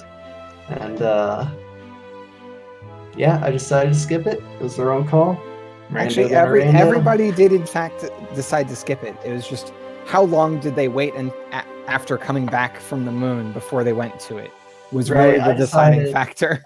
I decided, make that moon play count, follow every thread I got from there. So that was Luca, Tower, which led to Baron. I just thought, you got to commit, right? So, oh well, that's fine. It was a really fun seed. It was a great game. I can't wait to watch the VOD of this and see what everyone else did. There's a pretty huge amount of divergence going on in the seed, so... Yeah, you all were pretty well everywhere. Our eyes were pretty well spinning for most of that seed because of how wide open it was at the beginning. Everybody was everywhere, and we're like, So. Yep, totally open from the start. I also over leveled, but I went with this mentality of I'm going to do Twin Harp next. If it's the crystal that puts me right at Troya, I need to be able to go straight to Zeromus. And so I leveled just enough to be able to clobber him, and then I had to dive the whole moon. So yeah, totally overpowered and easy. Yeah, exactly how much grinding we saw people do. Like, Scratch actually got into a little bit of trouble against the CPU fight due to not having done any grinding. However, that turned out to be a blessing because the tower key leads nowhere. Right. Yeah. If I had dove the moon and maybe caught a few of those easy bosses, I decided against it after, I don't know, I just thought it would take too much time. Oh. Fair. Routing is very, very hard on a seed that's as open as this one. It really is. So, are there any routing decisions you really liked that you made? I mean, I think that what I said about leveling and then doing Twin Harp, I think that was a good call. Okay. So there's a question in chat. What exactly is the spoon? So in the original game, after you bonk Yang with the pan in Sylph Cave, you get the Sylph Summon. You can actually take the pan back to Yang's wife, and when you give it back to her, she will give you the spoon. The spoon has 255 attack power and cannot be equipped. However, Edge can throw it. It basically, even with a fairly low level Edge, it will do quad 9 damage. In other words, totally useless. I would say it's funny because it came up it was brought up that it's like, oh, you're gonna throw the spoon against Zeromus. It's like, no, I'm gonna throw the spoon against Ogopogo. Are you kidding me? Yeah, exactly. You always want to throw that early. Especially when you see it's like hard boss. Yeah, throw that spoon. Yeah. Ogopogo is pretty much the definition of a hard boss, and it doesn't really matter where he shows up. Yeah, I forgot to heal before going in. I forgot what was there, and then it opens with that half HP attack. I was like, oops. Yep. Yeah, you lost Cecil right away, and then 2 more people very shortly after that. But, Rosa and Edge really are the only ones that matter. You have 2 admin armors. There's not much that can stand in your way. Yep. Ogopogo is one of the few things that can. And here we have the final person dealing with the true final boss of this game and throwing in that spoon just like I mentioned. Alright, I'm going to sign off. Thank you all so much for commentating and all the restreaming and tracking, and thanks to everyone for the race. This was a lot of fun. Good game. Yep. Good night.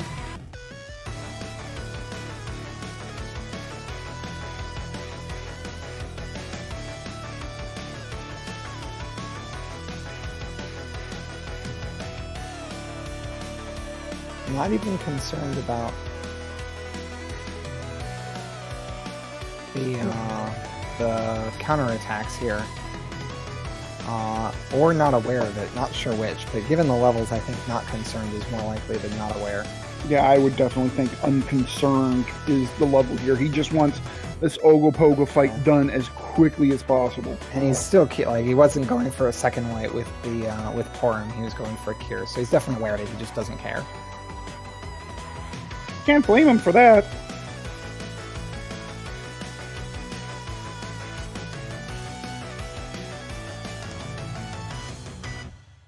Little surprised he didn't go for another white there. Yang would have dropped. Yeah, he's got enough HP. Let him drop. Like, it's 25% max health. It doesn't help that he has more HP.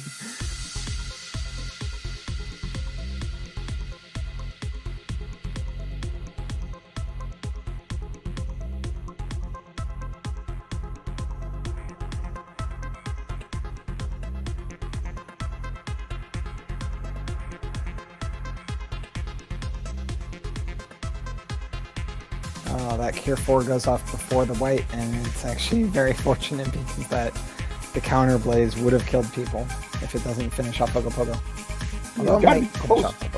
Yeah, okay. Yep, there he is. Yeah, he threw the spoon. Had done a lot of damage. Picks up life 2 on Porum, which is actually level 55. Pretty high level. And gets that Womp Womp crystal.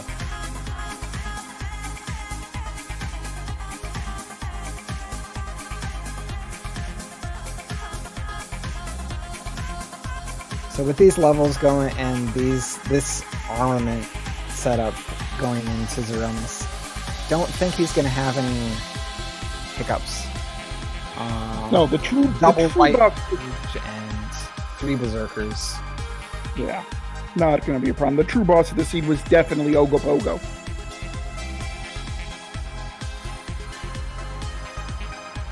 Is he even going to like do things like check agility? I would be surprised if he. I would not be surprised if he just skips that. No, he is going to, okay. Okay, 23 agility, no problem.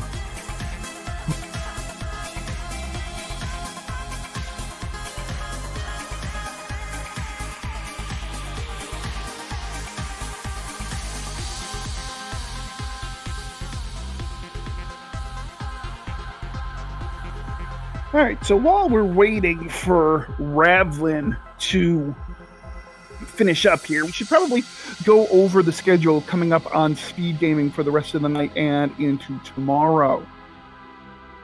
So currently on Speed Gaming 2, there may still be Link to the Past randomizer qualifiers going on. And there may be on Speed Gaming 4 a Zelda 1 randomizer weekly race. That's a special one-hit KO / swordless race. So that might be interesting if it's still going on. And then this leads into tomorrow. The first thing looks like there's a Link to the Past. Something happening at 8 a.m. and a Celeste run happening at 9 a.m. on one of the Speed Gaming networks. So we'll have that. And then here on the Highway to the Zenith Zone races, we're going to actually have 3 races tomorrow, 2 of which will be on RPG Limit Break, 1 of which will be on Randomania. Tomorrow at 1:30 p.m., we have Penguinator, Kobahi, El Magus, and Dusty Griff. That's going to be a great race, happening at 1:30 p.m. Eastern Time on RPG Limit Break. Then later on, at 7 p.m. Eastern Time on Randomania, we have Night Dew, Rivers McCown, Abda Jr., and Chocostura. And then at 8 p.m. Eastern Time on RPG Limit Break, we have Dragon Dart, Ravlin again, Vitasia, and myself. And then Silverfire, you actually have a race Monday night at 10 p.m. I've got 10 p.m. Monday, and I also have tomorrow I have a Dragon Warrior randomizer tournament race. Oh, you do? Yep. Nice. Who's that against? Who do you have this week? I have... sorry, I forgot their name. Centroid. Oh, nice. Well, good luck to you. You won the first week, right? So a win this week would make you 2-0? Correct. Well, good luck. Hopefully I don't see you in the 1-1. Yeah, because I'm a scary opponent. I mean, because that would mean I lost my race. That's still fine. I certainly think I'm a scary opponent, given that You are. I wouldn't. I tied for 5th in the last year's tournament. Yeah. No, I legitimately don't want to face you in the 1-1 round, so I want you to win. I want you to keep winning, so I don't have to face you until the brackets.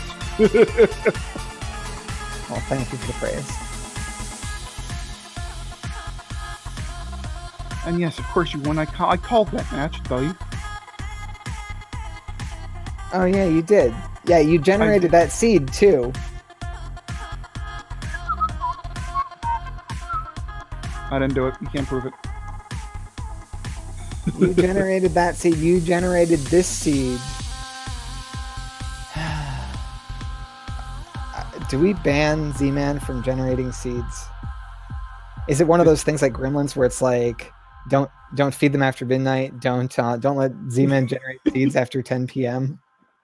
Well, the chat loves it. Chat loves it when I generate late seeds. The runners probably hate me.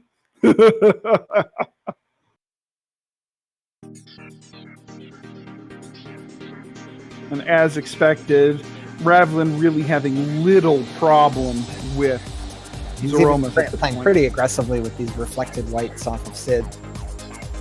Note that you don't want to cast white directly on Zeromus because he will counter with weak, which drops someone down to single-digit health. Noting that you have the HP drain effect going on from the Big Bang, so that character will pretty much die before anything happens.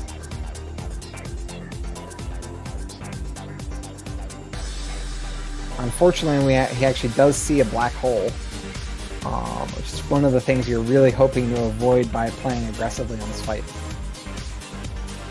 Black hole cancels all those berserks. Yeah, and I believe it also cancels the wall. It does. Although the berserks can get reapplied with a Bacchus Wine, so he's just going to go back to casting. Looks like he's not even going to bother re-drinking the Bacchus Wines. He's just going to go to standard menu melee. He thinks he must be paying attention to the damage he's doing and be pretty close to the end of the fight.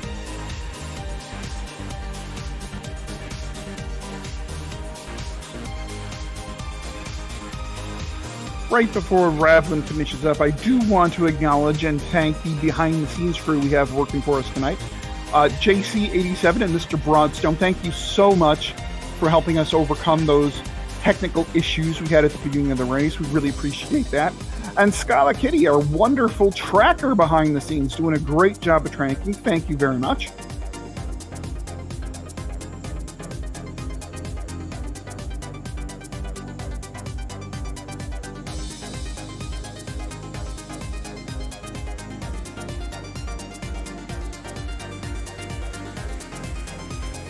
Ravlin eating a full power Big Bang there, it looks like. Not even concerned. And Porum looks like she's wearing some adamant armor to really soak up some of that damage. I think Ravlin put it right on Porum as soon as he got the adamant armor. I'm not sure where the second set of it went, because you did turn in that pink tail as well. Pink edge. Okay. Is Sid about to eat a white? I'm not sure if he got the white or the wall back up after that black hole.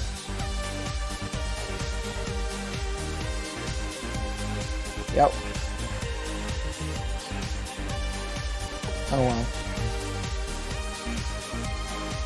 Got a raid coming in. Thank you for the raid, but unfortunately we're about to finish up for the night. So you'll catch this Final Fantasy Legend 2 boss dying in Final Fantasy IV, and then the final interview from Ravlin, who unfortunately just really got led astray by the key items that he found.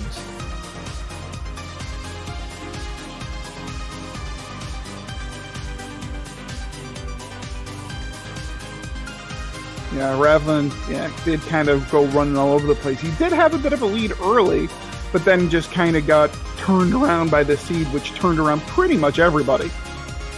Yeah, this seed was like nobody went straight for where the crystal turned out to be, which was on Ogopogo. Everybody got led up to the moon. Then, after getting some key items that unlocked some places on the moon, came back down, looked at those things, then went and fought Ogopogo at the Leviathan spot. So basically, Super Leviathan. And that was where the crystal was. So there's 3 for our final SRL time. And with that chime, we do have Ravlin joining us in chat. Ravlin, what a seed, huh? I felt so good about it at the beginning. You were definitely ahead at the beginning. So And then I chose to dive the moon, which was apparently the exact wrong thing to do. So there were no moon bosses left alive by anyone this seed. Except for one. ScratchDragon left CPU alive because he had a poor melee output going on leading into that fight. So he left CPU alive and just did the other moon bosses and left. That said, the real decider was like, where do you go after you come back from the moon? And unfortunately, you got that tower key, went to Baron Castle, did those. Dove down the rabbit holes. Dove down all the rabbit holes instead of fighting Leviathan and Ashura. Or actually, you already had fought Ashura, so it was just Leviathan left over. Yep, and I knew that it hit like a truck, and I just decided to go for other things instead. Yeah, and nobody can blame you for it. Story of this seed, really. Zeromus was not the final boss. Nobody had a hard fight against Zeromus. Ogopogo was the real final boss.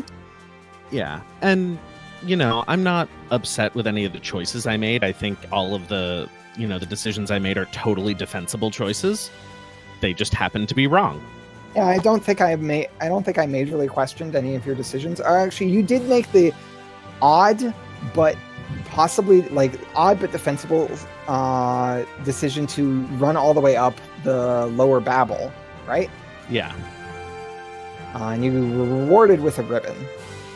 Yeah, which if anyone who was actually watching my stream could have seen my face and how pleased I was with that one.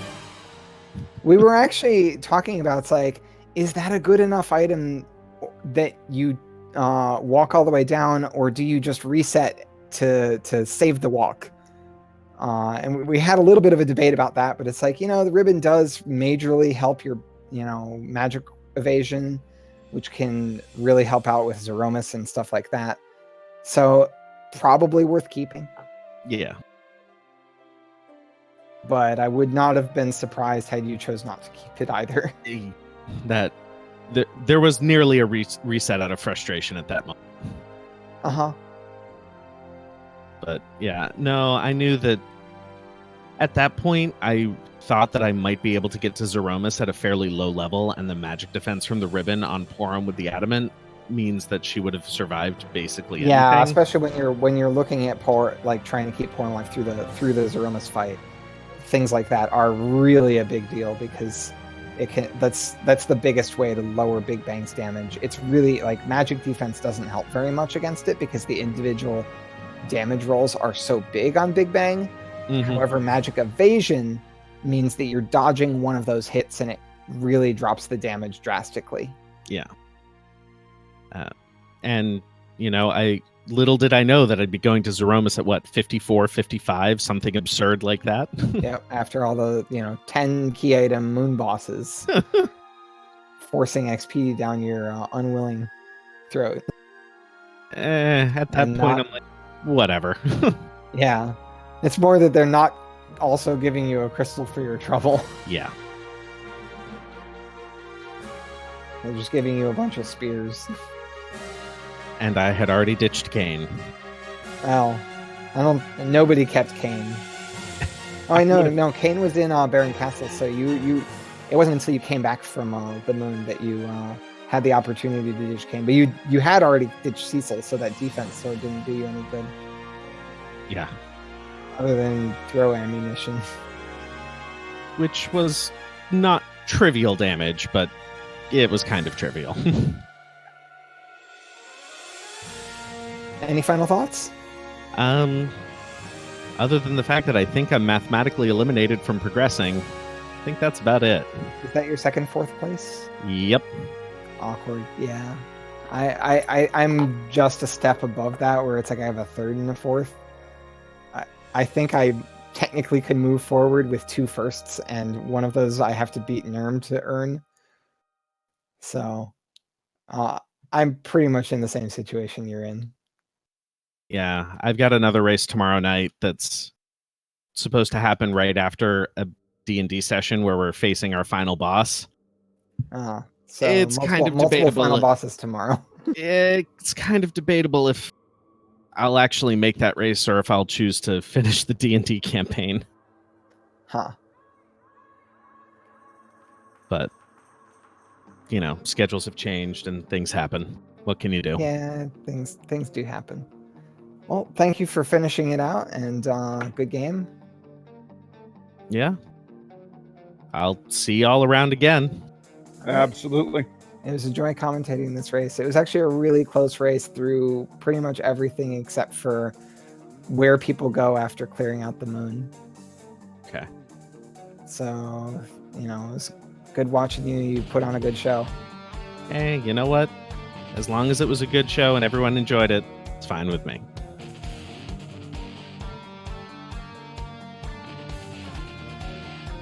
All right, so I believe then that will wrap it up for us for the night. Silverfire, any last comment you have before we get going? You know, if you like watching Free Enterprise, there's a lot more of this going on. A lot of the races are going to be over on RPG Limit Break. You can also follow the runners. Many of them will most likely be doing practice because these races can be basically any time in the next month. And yeah. All right, then. For our restreaming team, which consisted of Mr. Broadstone, JC87, and our tracker, Scala Kitty. For my co-commentator, Silverfire, I am Seaman. Ladies and gentlemen, have a great night.